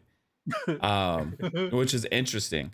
Now I think part of Jim, like, he knows what the future holds, right, with the whole ecosystem thing. My only issue with them is what they're doing to the console consumer, right? Like, and then they just gotta get with this program a little bit better, like Xbox Friends and Family, or Friends and fans being friends, or Friends and Family. Is this a segue? Whatever that it was called, or it was actually kind Family of and friends. it was kind of leaked that it's going to be called Xbox Friends and Family. Is it Friends and Family or Friends and Family I Family? think and it's friends first. Friends and No, Family. Friends and first, friends. yeah. It's Yeah. family and Friends? friends. It's Friends first, 'Cause they Psycho. had Oh. Vin Diesel, and they showed Friends the Family. gift after. It's family and friends. No, it's Friends first. I'm telling you, Family and friends. it's So friends come Yeah, I think before it's- family? Friends, Yeah. Friends and Family. Well, friends always come before family. It's Xbox Friends and Family. What? Yes. Well, what if your I family was is right. your friend? Family and friends. No, Psycho, you were So- opposite. It's Friends and Family. Oh no! What? They wanted to That's make sure weird. you know that you can add your friends and they don't have to live in the same household and stuff. It should just Yes, call it exactly. Family Planner, or Yeah, it's gonna be a whatever. bunch of kids going to lunch at the cafeteria, be like, "Hey, just give me $5 a month," and then like we can all have a Game Pass Share. together. So this Yeah. service is rumored. I kind of like the fact that they're putting friends in there so that people know, like, and it's marketed that you can share it with friends and it doesn't have to be like same household. You know what I mean? Because that's going to entice more people into the ecosystem. It's a smart business move there. People already have. It's already been part of the promotion with the Insider program, but that they've been talking about, where as long as you live in the same country, you can share with other people, and it's supposed to be 4 or 5 accounts. 100. I'm still 100% unclear on that. Some people see it as 4, some people see it as 5. I personally see it as 5. 1 main account and then 4 that you can share with, right? And then that would work for a lot of households. It would work for families to be able to pay one price and be able to get access to all those games and play on all their different devices, right? So where they're doing that, adding value back, again, PlayStation is lowering value by raising bars, but this is kind of the future of where things are going, right? I will say though with the friends and family thing, that Italian account or whatever, like, was the first one that posted that. But right Yeah. after he posted that and everyone ran with it, he posted a follow up saying, "Just not everything I post is from backend servers." So like he could have just like photoshopped that, like, and people may be running with a little too much, but it could be real. it could not. Potentially. I've seen a lot of like people covering it, basically saying it's a rumor, and it is a rumor. So take it with a grain of salt right now. But regardless of what it's called, it still remains the same, and we know it exists, right? So that's why I think it's kind of relevant. Like, I hope they go with that name, because that name will do them a lot of will do them wonders. I think for Xbox Friends and Family, $25, right? Like marketing wise. Yeah, and you get You don't imagine the have that commercials. Yeah, you don't have that negative stigma. Like, am I fucking $1 billion company? They're going to come after me one day. It's like, Yeah. Oh, you could have them commercials like like going over to a friend's house, just whatever. Somebody has their phone out, like they have a party. You got, hey, he's got his tablet, he's got somebody's over there on the PC, somebody's over there on an Xbox. They're all gaming. Somebody goes home and he logs back in the same account. You know what I mean? Like you can just you can really like put it. Those old T-Mobile ads where it's like, pick your fave 5 or whatever. Yeah, pick your fave 5. It's interesting the way that they're doing that, and they got to have the games. Obviously, the 2022 was like kind of a not great year for first party for Xbox, and I get reminded of that a lot on Twitter whenever I'm saying, "Hey, I really like what they're doing right now," It's and all the that worst stuff. year. Yeah, but this year does suck, but it doesn't mean that their stuff suck. isn't coming. At the same time. A lot of I things think are coming. Yeah, that's something like we're FSP we try to be fair, right? I'm more geared towards Xbox for sure, and I try to state my biases here and there. But for the most part, something we were all very critical on was a couple things when Xbox Live tried to increase the price, right? You're all very critical on that, and guess what? They changed it because there was enough backlash. I think backlash is important because it can force companies to do things, and it's only good for the consumer. And I think with Xbox in 2022, like it was very unfortunate. Like a lot of these studios, it just didn't work out. Xbox did not have. This is probably the worst year Xbox has had in first terms party of first ever. party. Yeah, In terms of Game Pass content and stuff like that, it's pretty best cool year. what they Still, yeah. If you're talking about Which is first crazy. party, like, and I think people need to take that into context too, because when you look at all the games that people are playing on PlayStation, on Xbox, PC, it's games that are not first party games. People are playing like Minecraft, right, or Call of Duty, and The like new Minecraft is also coming to PlayStation. I found that kind of interesting. Like with Minecraft the Legends. no more exclusives stuff. Like, well, Yeah, all the Minecraft properties go everywhere. Even Minecraft Dungeons went there, I believe. Yeah, Yeah. that was stipulated in the contract when they. I was just saying acquired it's them. interesting because Me it's too. that whole thing where it's like we're not doing any more exclusives or whatever. So it's like they're continuing that, and you can see that through Minecraft. Yeah, which is crazy. Yeah. But Yeah, and they said, and that's what that's interesting that what they said that they're going to honor, just like games that are legacy titles, and we don't know yet what's going on with the Activision Blizzard deal. So once that comes out, we'll figure that out. So Xbox holds up their deal. I mean, two of the games last year on PS5 were Xbox first party. So it's like when they say that Xbox hasn't put out. Yes, Xbox has put out first party, but they just haven't been playable on the Xbox console yet, which sucks. And I'm hoping soon we have less than 3 weeks, and we'll find out if Deathloop's coming out on Xbox this year. They or need not. to get better with that. Like they do honor their deals, and like 2022 was like not a good year for them first party wise, but also I do feel like sometimes Xbox tends to focus so far a lot on their PC side more than the console side for a lot of this year's been a different lot of that, a titles. lot of push for that right now, for sure. And like consoles should be it should be console as their main priority, and then PC. To me, honestly, I 'cause, just want them like, that's treated the bread and butter. equally. I don't. Or I equally. yeah. I just want I them would treated prefer equally. equally, actually. Yeah, I agree with that. If they treat it equally, then cool. But it seems like PC so far, it seems like PC is getting all the nice stuff, and then consoles maybe Yeah. is like an afterthought. It feels that way. Yeah, And these are my thoughts. yeah, they don't have too many, stuff coming out on console, but PC, you got Age of Empire, which everybody thought we were going to hear something. But at that was also last Gamescom. year. So Yeah, that was What? last year. to be fair, What's that? Age of Age of Empires Empires was last release. Yeah. Yeah, but coming to console was Yeah. getting that. Yeah. We were all hoping that it was going to come. That's, we were like, all right, PC had it. It's kind of like what they did with, what you said with Gears Tactics. It came out, in 2020, and then 2021 it came out for console. And people that want to make an excuse for that one is the most ridiculous thing ever, because like a tactics game is not difficult to translate to console. Like, I mean, you're just moving little spaces, right? Like you can do that. Yeah. It's not difficult. Like you've seen XCOM, like there's tons of tactics games that come out from indie developers all over the place, right?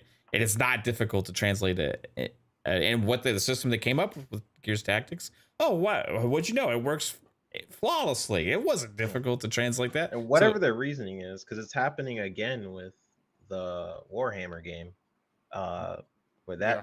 well, that's just that delayed. I mean, Age that's of what I'm Empires, saying. Whatever yeah. Whatever the reasoning is, it's like it's happening on more than. Well, because they didn't make it a priority from the start, which is my issue, right?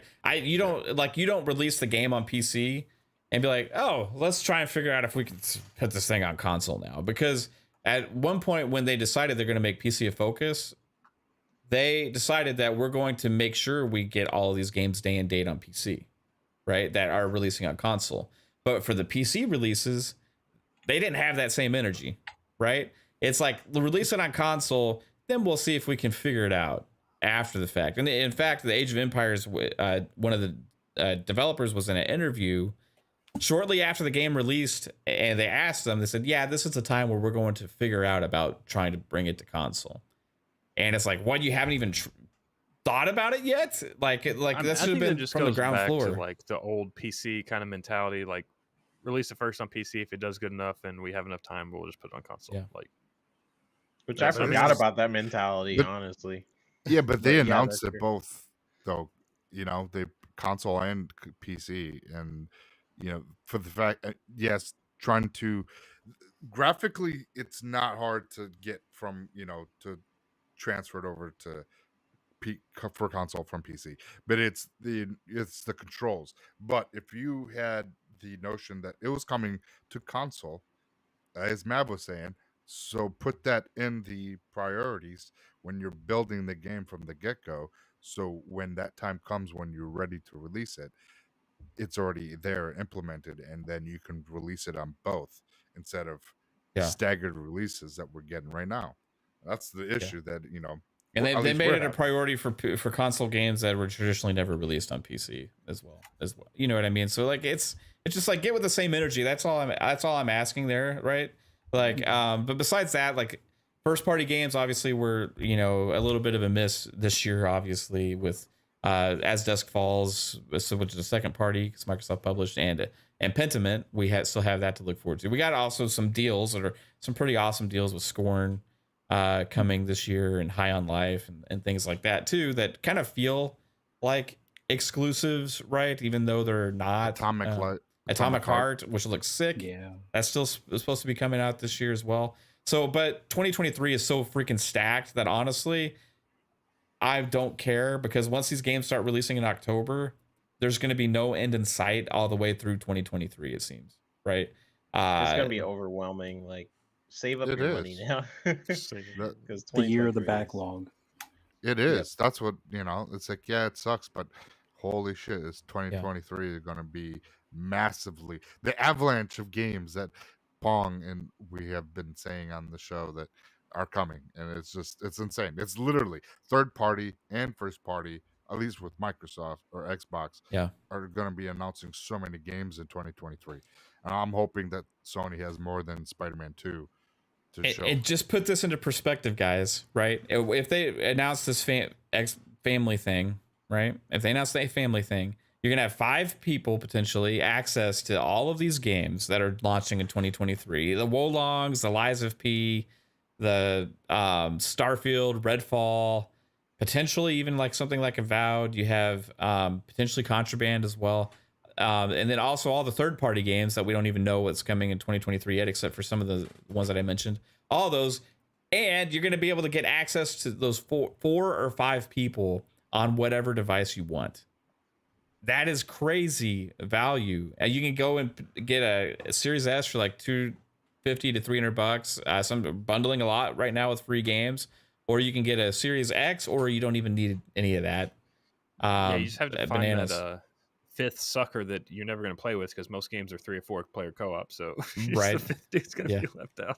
Well, it's just crazy, man. It's like they want everybody in the world to be able to afford to be able to play games, right? And so what they're doing is like, okay, they saw how big the mobile market got. It's just ease of access. Everybody has a phone, right? You can go on there and you can play or whatever. They see the kids today; they're just playing everything on their iPad. They don't necessarily even care to play on a controller or whatever.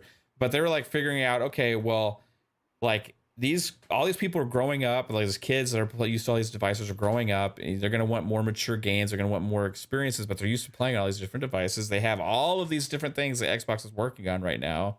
They're trying to bring that enthusiast like gaming experience and stuff in there for everybody, that variety, to the masses, right? To go from that transition of like the kind of mobile games we're used to playing now, right? But now it's not just for mobile, it's on TVs, right? It's on PCs, it's on everything. So it has that same mass appeal, right? But you're talking about bigger and better experiences like you're used to getting on console, right? Absolutely amazing what we can see with the numbers on these things in the coming years ahead once all these games start dropping. And the narratives, once the narratives stop about, Xbox doesn't really have anything for me. You know what I mean? The narrative will just switch anyway. We'll find something. That's what I'm wondering about. Whether that goes back to what I was saying before. I'm wondering if the casual market, the ones that buy the Minecrafts, the Call of Duties, Madden every single year, if they are seeing this value proposition with Game Pass and Xbox, and if it'll really affect, like, okay, I see PlayStation is increasing their prices, and is it worth it just going to Xbox, or is the name brand so powerful with Sony that it doesn't, like, I'm just wondering how much it would affect, because it did affect it in the last generation, but this is like a new sort of ball game. We won't. I don't think we'll see the effect of the price increase for like at least a year, and we won't see the full like impact of that until the generation's obviously over. So like a year out, we'll probably start seeing like maybe lower sales here or there, but other than that, it'll take some time. I definitely see the mindset. Like a lot of the casuals will definitely hop over to Xbox when Call of Duty comes through and they see it's in Game Pass. Not technically, not talking about Call of Duty Modern Warfare 2, because that obviously is not, but the future games, either Warzone 2 or the next Call of Duty, whatever the case is, when those games come into Game Pass, and the casuals are like, oh shit, Warzone's free, I think, and they're making a mobile version of it this year. Yeah, but they could do a thing, Jasper, where you get all the battle pass content or something crazy like that, or something. If they're not doing that with Halo right now, which they could. I think that would help. They give you like kind of like they give you a booster, like a challenge skip and like double XP or whatever in the skin every month. Yeah, but that's not enough. Like I'm saying, like it's like what they're doing with Riot Games, right, on PC. They're getting like you can get out all those like characters and all that kind of stuff. Like they could do stuff like that if they really wanted to, really drive the masses in the subscription, but we'll see.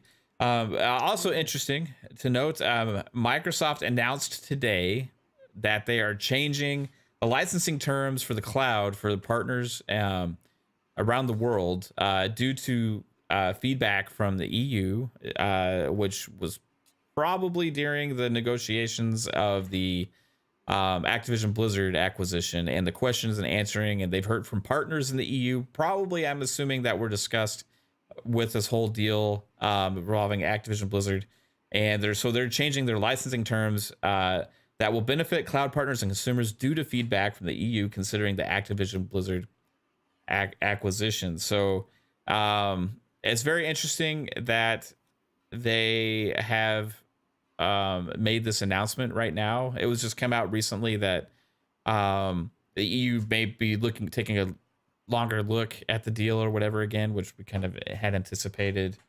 But now it seems like they're still trying to do everything they can. Now they're pretty much what this amounts to, and it takes place in October 1st, is they're just making their cloud offerings to people, the licensing of it and everything, like a lot more flexible. It seems like I tried to break down all the details of it. There's a bunch of shit in there I don't understand. That's for those kind of people, right?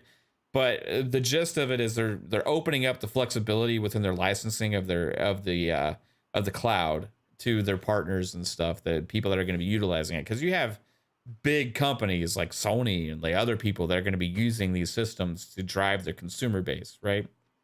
So Xbox is out there, and while this has been the main consideration for a lot of the backlash is about monopoly on the cloud of gaming and all that kind of stuff, like they are trying to get ahead of this by allowing all these licensors of using their tech for game development or for hosting their own services or any of this stuff to be more flexible and have more options and stuff. So it's interesting to see that. We're going to see what that entails, but I guess it's a direct result of what the EU wanted, their partners in the EU, but everybody in the global benefit. And this has everything to do with their whole initiative of wanting to control the back end, basically what everybody's playing and doing, right? So it was very interesting to see that today, Oh yeah, I saw that and I was like, ooh, I know these guys. I was like, I'll show this to Mav. I know he'll like.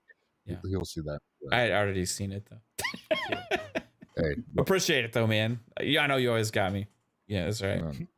Yeah, I got your back up. Do y'all think this could help potentially with the EU and just skating through faster with the Activision Blizzard deal? Yeah, if this was one of the stipulations, that just made it. It just made it very easy for them to like, well, the issues that we're having is now addressed. I don't see a big issue. America is just twiddling their thumbs because they want to be like, I don't know, the big dog on campus, but whatever.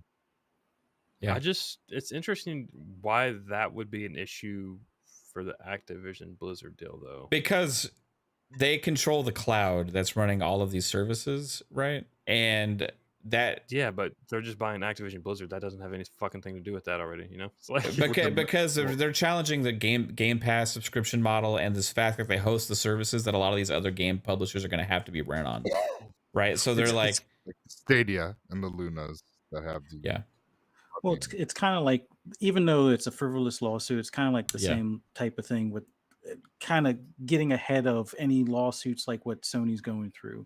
When you open up it's not really their storefront, but like some of the policies and I guess costs and arrangements on how things are prioritized. If you get that, or if you try to head that off before it really gets dug into, as far as, even though we see you're acquiring Activision Blizzard, how is that going to fare against like others that may be on the cloud? Like with Sony being a customer of yours, are you going to throttle some of their,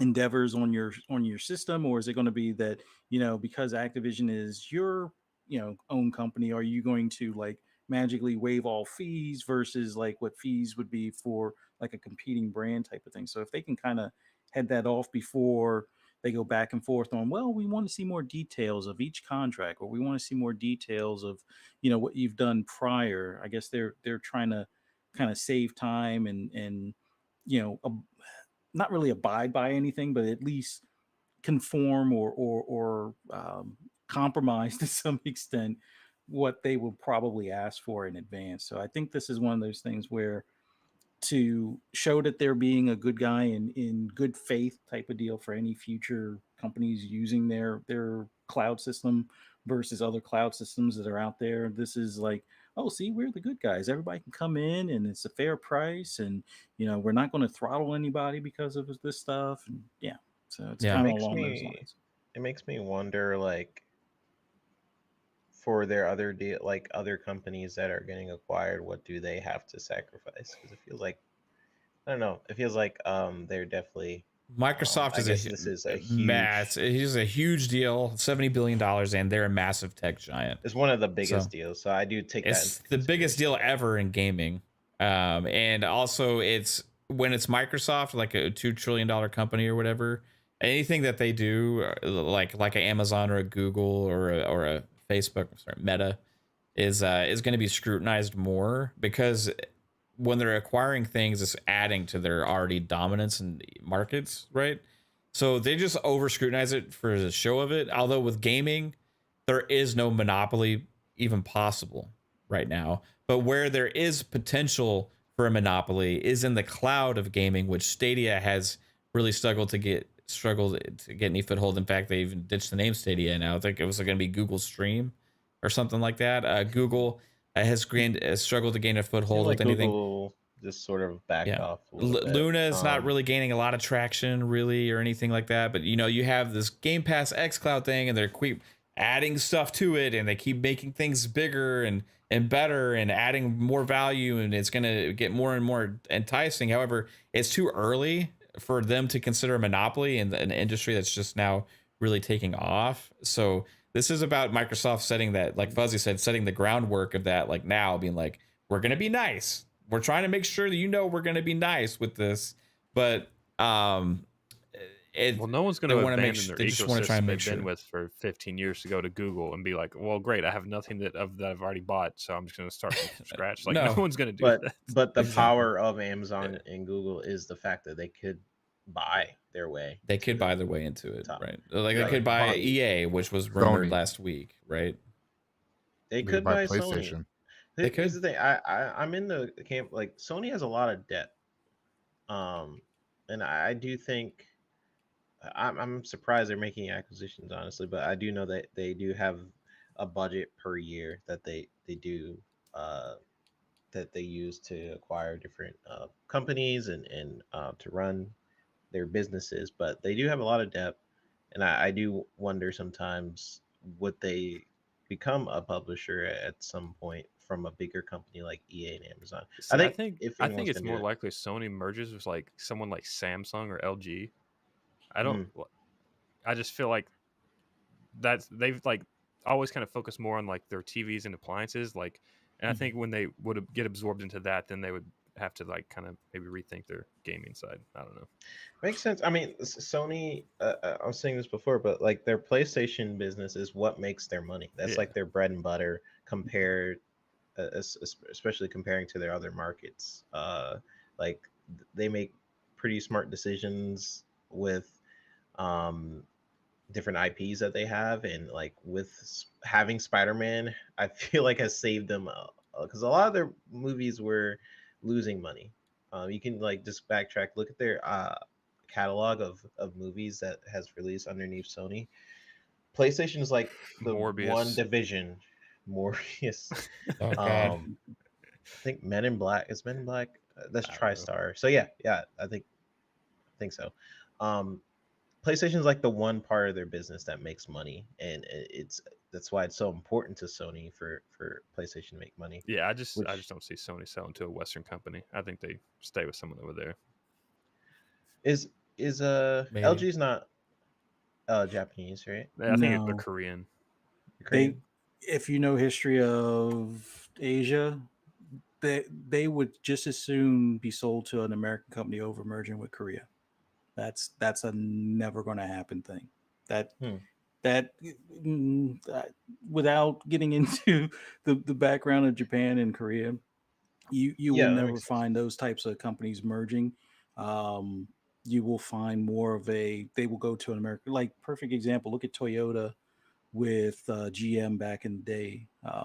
They had the opportunity to work with a few of the up and coming Korean auto manufacturers, and it's like, nope, there's too much bad blood history for that to ever happen. So, and Yeah, considering and Sony still has a lot of that old guard still in the key executive positions, I mean, until younger generations start running some of these bigger companies, you probably won't see a deviation from that. But the only reason why I see Amazon really being the ones to grab up Sony is because if their debt continues to pile up, Amazon is one of those companies outside of Microsoft or Apple that would be willing to possibly bail them out for the rewards of some of the branding and some of the IP stuff that they would grab.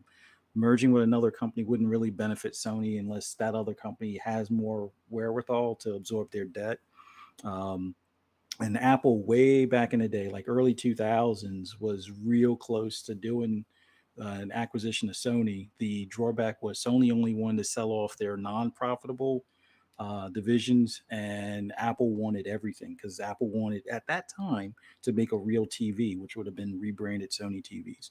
They were already using, and I think they still are using, cameras from Sony for their iPhone. So it was like a easy match. And even though Steve Jobs really didn't want to get into gaming, there was some momentum possibly for that. But Sony's like, yeah, we're not giving up some of our movie stuff, and we're not giving up we're not giving up PlayStation, and that's where the deal Yeah. kind of fell apart. At this well, point I do know too. they started. Yeah, go ahead. No, I was gonna say at this point too, like Amazon and Google or any companies like that are gonna have a hard time getting any major acquisitions through in like the entertainment side. Like, I mean, they have like Meta just got shut down for buying one studio that had like as like fitness, you know, it's like some fitness app that they got for VR. Right. And that got like, nope, we're not going to allow that. That's, you know, but like, Yeah. Amazon also recently got sued, I believe, from FTC, and you know, Google is, I hate Google, you know, That's so why I'm just like, I don't see like Amazon, Apple, and Google. I think if they were going to get into gaming, we would have seen them either continue, like with Google, we would have seen them continue or get more serious about it. And we just haven't seen that. they So I'm will kinda at like, some point, Jasper, I think, when it's the work's already been done and they can just like, it's just okay. Well, we're just gonna invite like the Xbox thing into Google, and we'll make money off of that or something, or like, and then we'll maybe have our own thing that we throw in there because they already in gaming with mobile gaming. Twitch. Yeah. Also, Amazon is yeah, big. I just don't see them like buying up game studios anymore and like trying to make their own shit. Right. Like, Maybe. I don't know. Yeah. Like Well- that's working right now for Amazon with some of their stuff with the like Lost Ark and things like that. They're having some success. But the Google failed at that when they first started. But at some point they could just decide, hey, let's just do it again. You know what I mean? Because they do random stuff all the damn time and then shut it down all the damn time, right? Google sucks with that. But yeah. Sony, well, I was going to say with the Sony executives, a lot of the Japanese Sony executives are actually gone or at least demoted. Like when they imported Jim Ryan, imported him as the fresh CEO. off of this ship here, Well, yeah, fellas. Yoshida we're got shipping pushed it to Run the Indies. 30-day business. free shipping. Throw me to the Japanese nearest pub. developers- I'm sorry. Is he Irish now? Yeah. Yeah. Oh. Yeah. No, but a lot of the Japanese developers in Sony are gone. They started. Now I don't want to say import, but they start putting more staff from America. So I wonder if that was in a line for one day. Well, making a few Sony characters. Europe is big too. Like that's where Jim Ryan's from and stuff, right? So it's like interesting to see where else is going. Who knows exactly? We're all just speculating here, but we're using educated guesses and stuff. But like it's as interesting to see what's going on with the cloud with Microsoft. I think it has a chance to help skirt it through a little bit. Just they're trying to like that's why they put a date on it, October 1st. They're trying to like tick all those boxes to get like some of the regulators off their back and like, okay, look guys, we're doing this, we're doing this, we're doing this, we're doing this. Or anything else? Is there anything else? We're good, right? Let's go get this thing done because they want it done as soon as possible. But hey guys, guess what else we got to do? And we got a few of these babies. It's time for Diarrhea.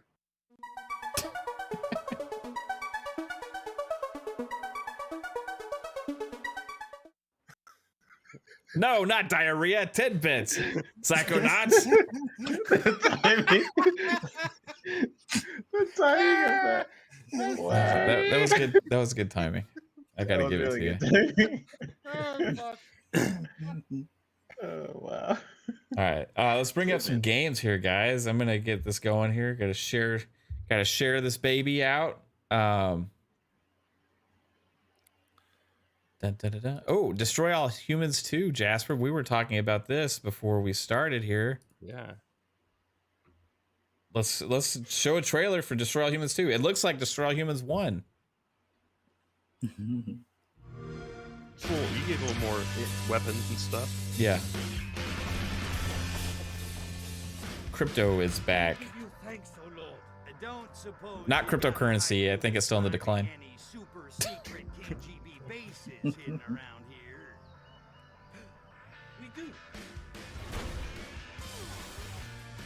This is the 29th, I believe, right? It's Yep. 30th. Yeah, It tomorrow. comes out, Sorry. tomorrow morning. 30th.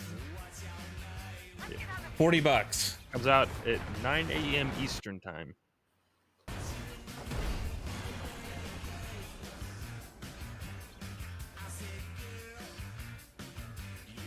Hope they remake the third one next. I look like a giant anus. She looks like that girl from Wreck-It Ralph.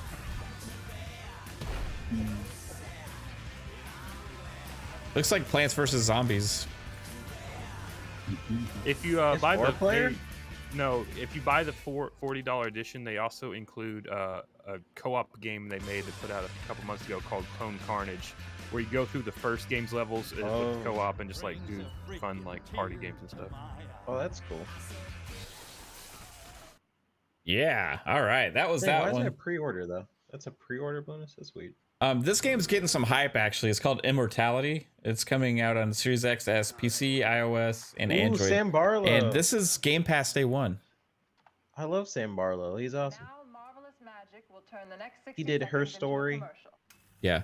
I've heard some good feedback from like people that have played this early, like on social media and stuff.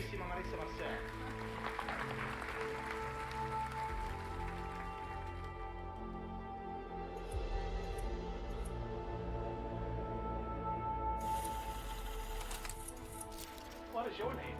Marissa Marcel. I love his games. I'm definitely. Did we get it right? Yeah, this is coming out on the 30th as well, guys.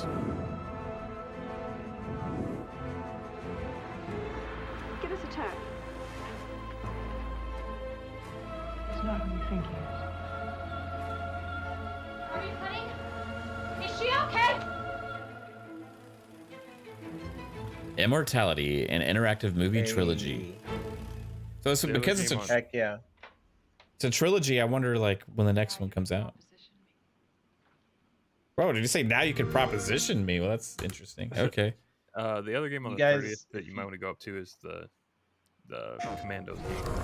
Please play Oh, his yeah. games, Okay, you I guys. get that. It's so good. This is also the Pony 30th. Island. This is called Inscription. Pony Island exclusive to PlayStation. What is it?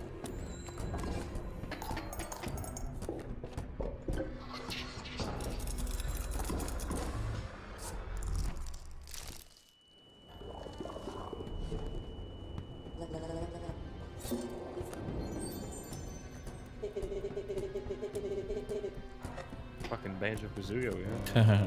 Oh, fuck.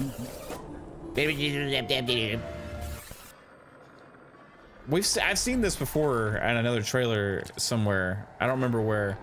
Which? Yeah. What the fuck? Maybe it was it was at Devolver Digital show. That's what it was. Oh, it's a PlayStation exclusive? That's crazy. This is coming out on PS4 and PS5. That's all that's listed here. So Damn. Takes place on Pony Island. Commandos 3. Commandos It's out on 3. Game Pass right now. Yep, just I launched. Just downloaded. Oh, this trailer needs some help.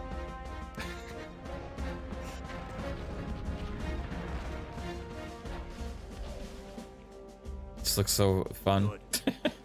It needs a little help, but I'm sure it's fun.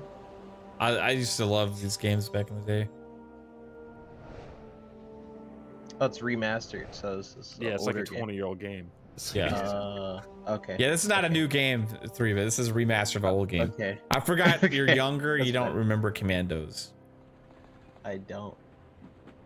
This looks like the first Fallout, though. Is it anything like that? Calypso. I guess you could say that. Yeah.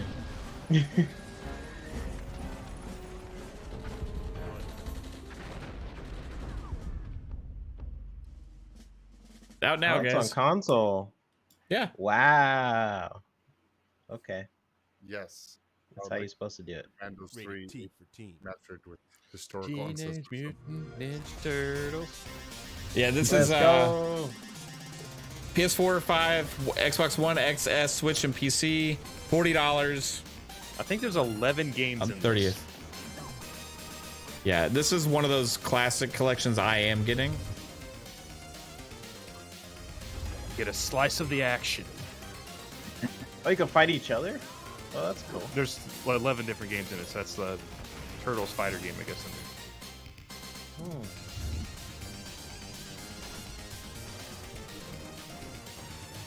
Turtles in Time, classic. Tournament fighter.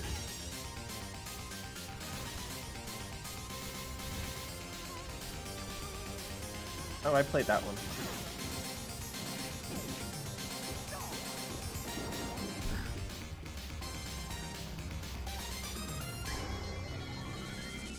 Yeah. Cowabunga. Yeah, this So is that's one what I wish I Konami's had doing. gotten the limited run games version of that. For ages Like 10 and up. that physical Get your release free looks pizza. sick. Tinykin releases on PS4, Xbox One, Switch, and PC on the 30th. Tinykin presents A Day in the Life of Mylodane. My life's pretty normal, I would say. For a scientist who plummeted to and is now stranded on an alien planet. It's Pikmin, Earth, but maybe. not Pikmin. Yeah, I start my day like anyone. looks fun. Well, maybe not so much. I like the like Then I find 2D strange character in the creatures 3D that follow me world. around. They're Yeah, me really too. helpful. I help the house's inhabitants complete tasks, try to rebuild my ship to return home. Again, find if those little things are following my feet too close, I don't know if I can play it. why I'm here and what is going on. What? Then repeat. I get this thing with like little characters.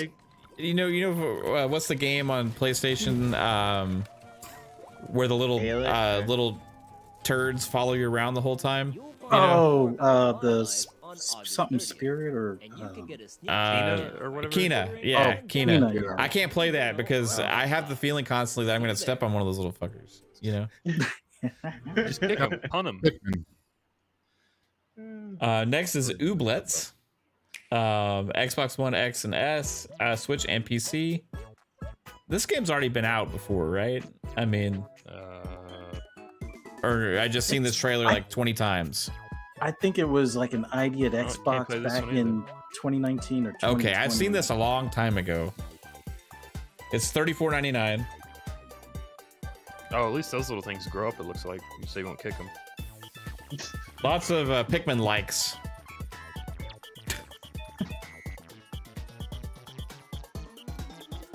Make soap or whatever in a factory? Awesome. Oh, that's my guy. Goombas. Ooblets. If that seems like your kind of game, if you like Chow Babies 3-bit, I do, yeah. yeah. Love my JoJo child babies. Bizarre Adventure. JoJo's Bizarre Adventure All-Star Battle, PS4, 5, Xbox One, X and S, Switch and PC, September 2nd, $50, $70 on PS5. I'm just kidding. いや、買うかどうかは。なんだ、光一君は知っているのかい？もちろん。じゃあ、今から僕が紹介しますね。一緒に見ていきましょう。ジョジョの奇妙な冒険が。 JoJo's Bizarre Adventure looks good. JoJo is such a weird anime, but it's like it's fun. It's a fun time. I actually like watching like videos where people play music and like the pianist and stuff will play random like anime theme songs and stuff. The Yeah, pianist. a lot of the characters are based on American artists. Like And they play like the JoJo's one is like supposedly one of their favorites, like and hardest to play. You know. Yeah.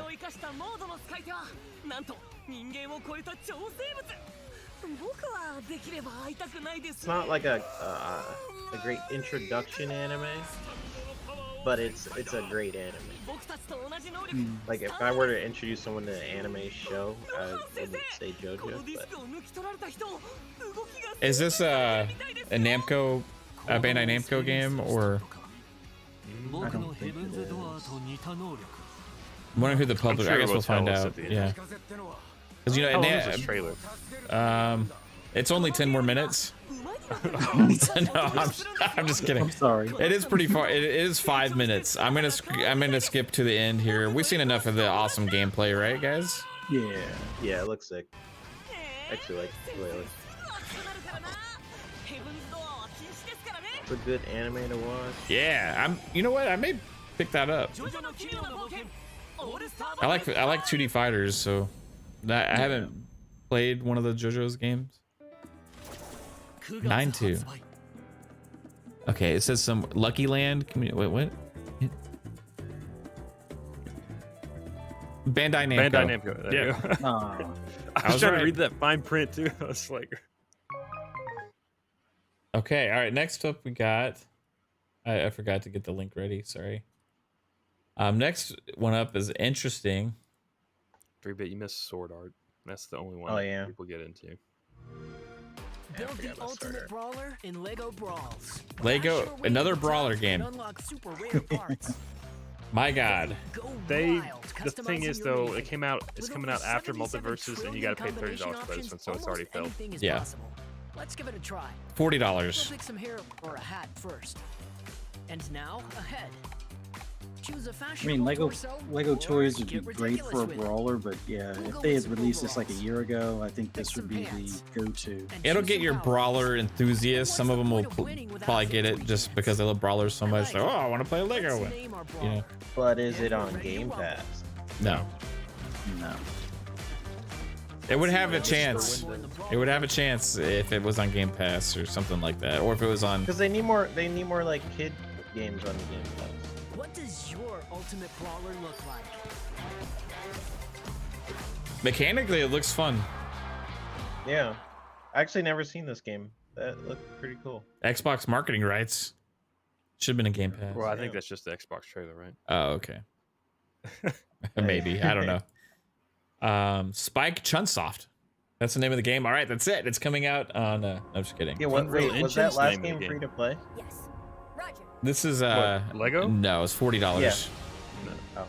That's why Multiverse is going to kill it, because no one's going to pay. Yeah. Multiverse is already destroying Yeah. things. This is Made in Abyss, binary star falling into darkness. That's a very long name. For those meet on the way to the abyss. PS4, Switch, and PC. This is skipping Xbox. It's $60. They're putting the voice actors in the Now's not the time to be down. Call me intro. I like how 3-Bit watches these trailers in a different way than any of us do. Man, I'm getting excited. Look at that grass in the background. You know who? I'll bet I know who drew that. That's some nice grass. I have to like make trailers all day, so I don't know. I look at it differently.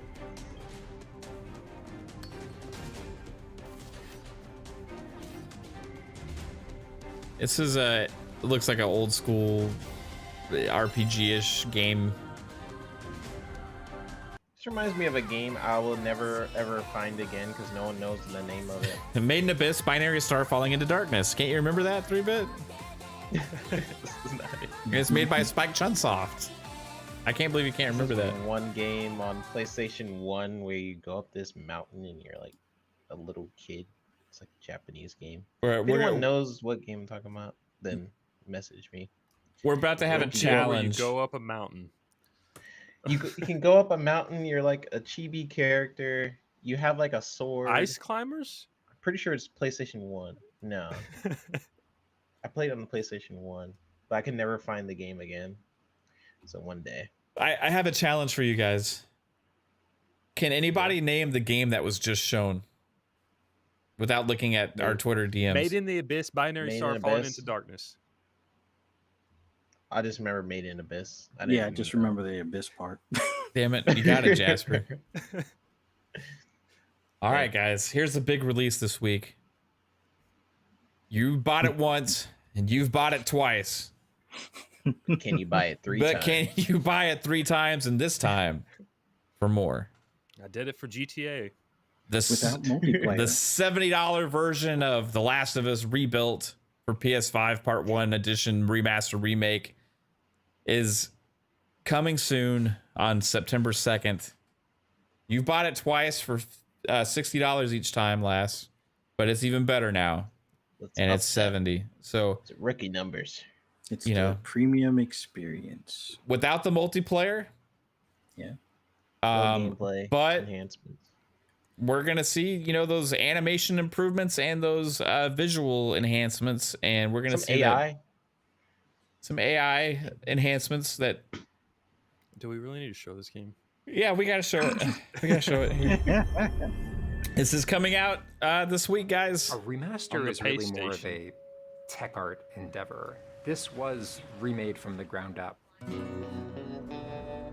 Honoring the original. No matter what we were making, it was going to be compared not to the original, it was going to be compared to the memory of the original.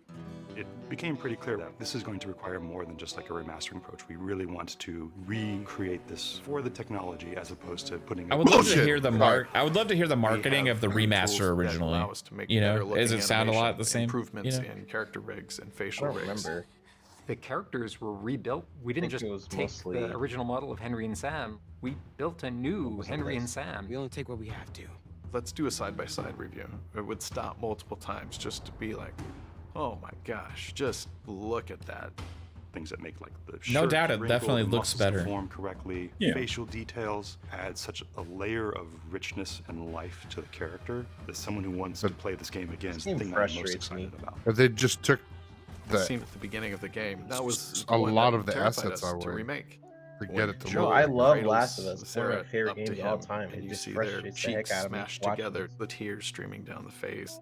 There's a I don't have any physicality problem with that we were unable making to it achieve necessarily. the It's first just time what we they're did this. asking for All it the because art there's has been lots of rebuilt from scratch. games Great that do example is in remakes or the Boston remasters State House Museum. that On the charge a lower lot less. floor, there's Resident some Evil, back rooms that even in Resident the Evil. game were You mentioned generic you're getting 2 offices. games. Now there's Yeah, like an Resident art Evil restoration station. for There's brand new busts of American game. colonial You know, figures on the walls. brand new entirely. A completely new $60. AI core. Encounters will play out in a much more dynamic way. For You me, might if play it this had 10 been different like times and a get 10 different Last of results Us 1 and for 2 how bundle combat for the went. 70, I would have All of priced that, it up. at the end of the day, is in service of the That would've storytelling. made more sense. We want to be very faithful to the original experience, to be very true to what fans love about that game, and give them the best version of this game possible. The only reason they're making this though is so that way they can eventually sell it on PC, which we just see here. Yeah.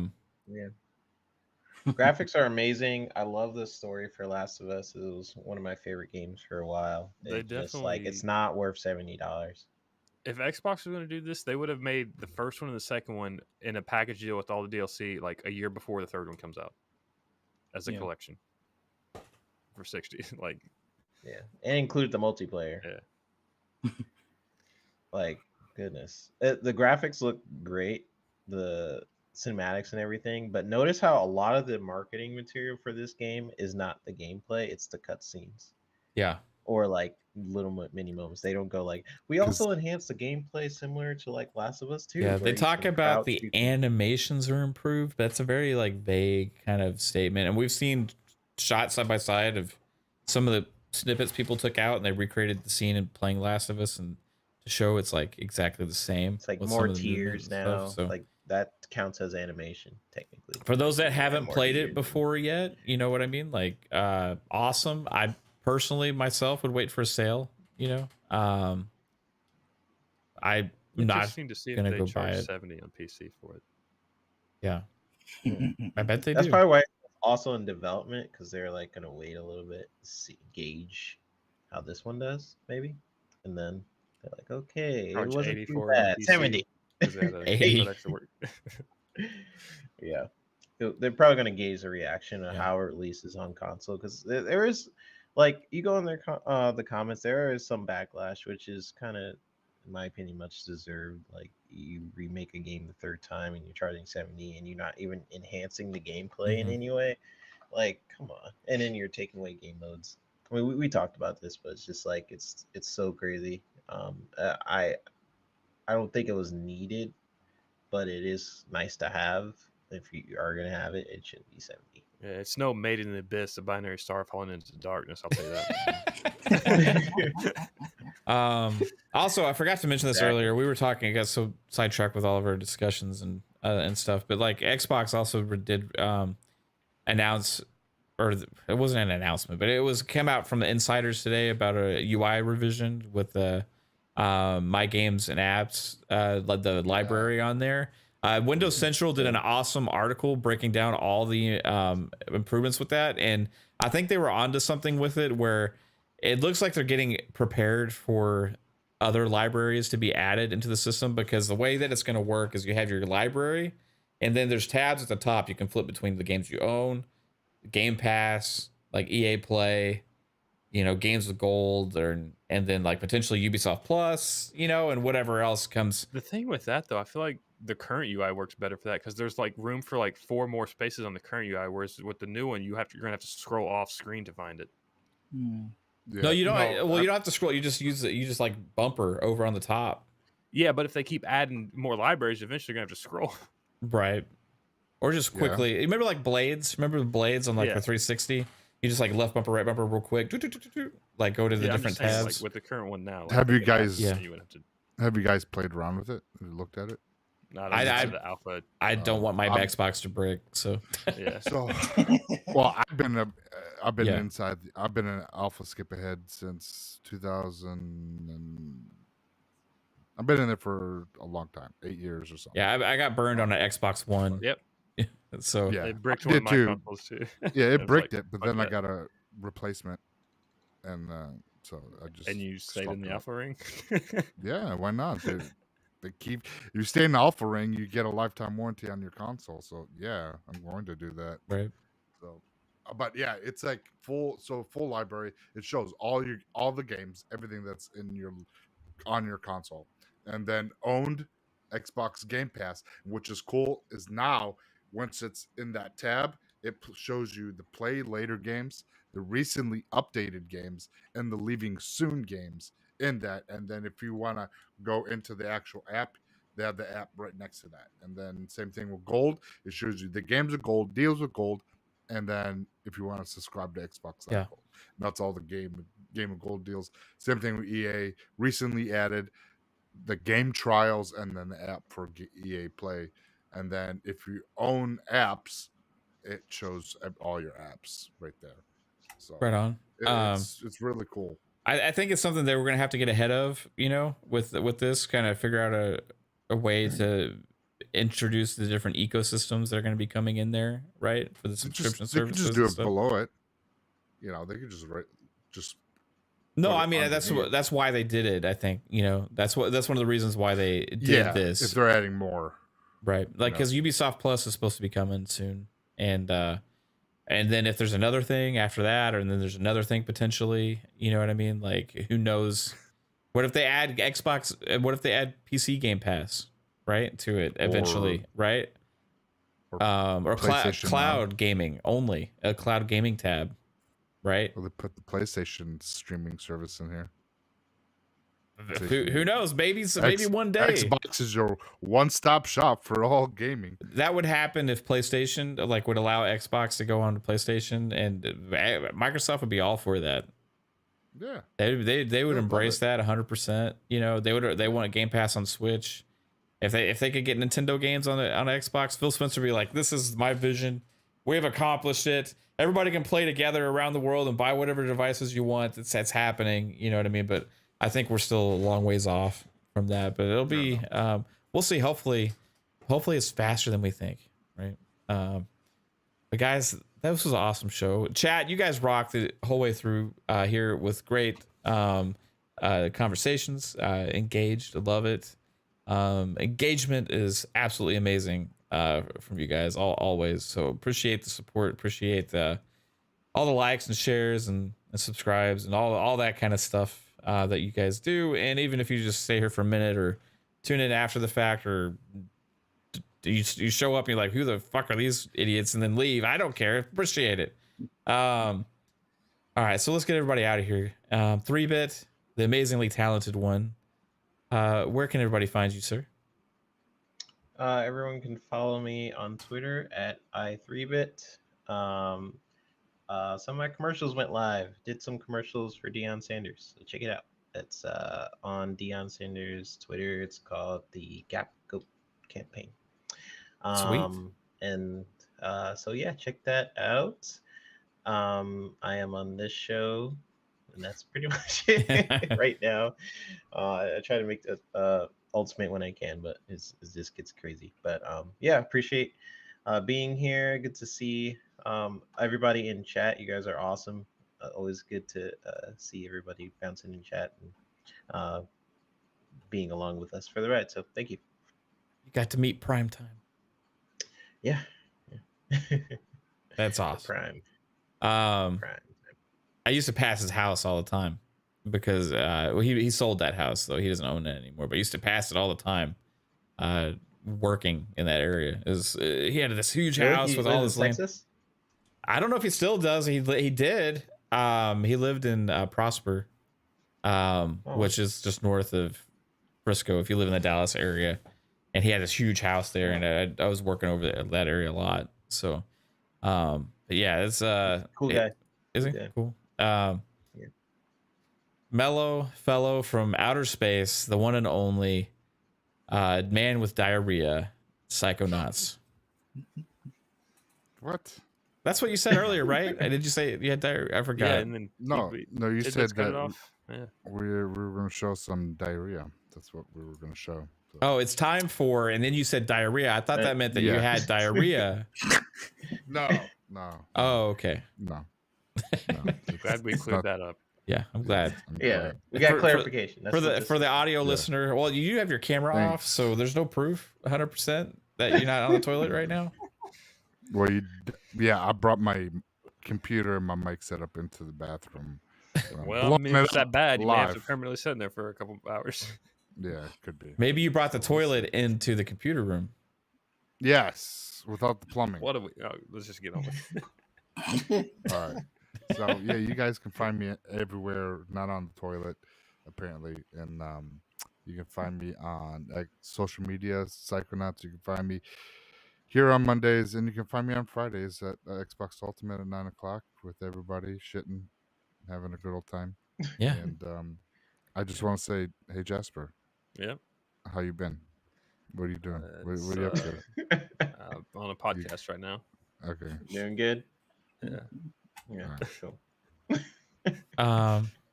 But the always fuzzy one himself, Fuzzy Belvedere. Where can everybody find you, sir? Well, just want to start off by saying thank you guys for having me on tonight. It was awesome going over these topics with you guys and everybody in the chat. Thanks for coming out and interacting with us and everything.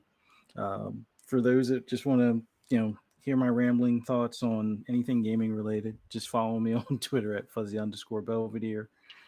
Also, tune back in on Friday evening 9 p.m. for Xbox Ultimate with the family, and then right back here on Monday next week at 10 p.m. Eastern Standard Time with these guys. Love doing this.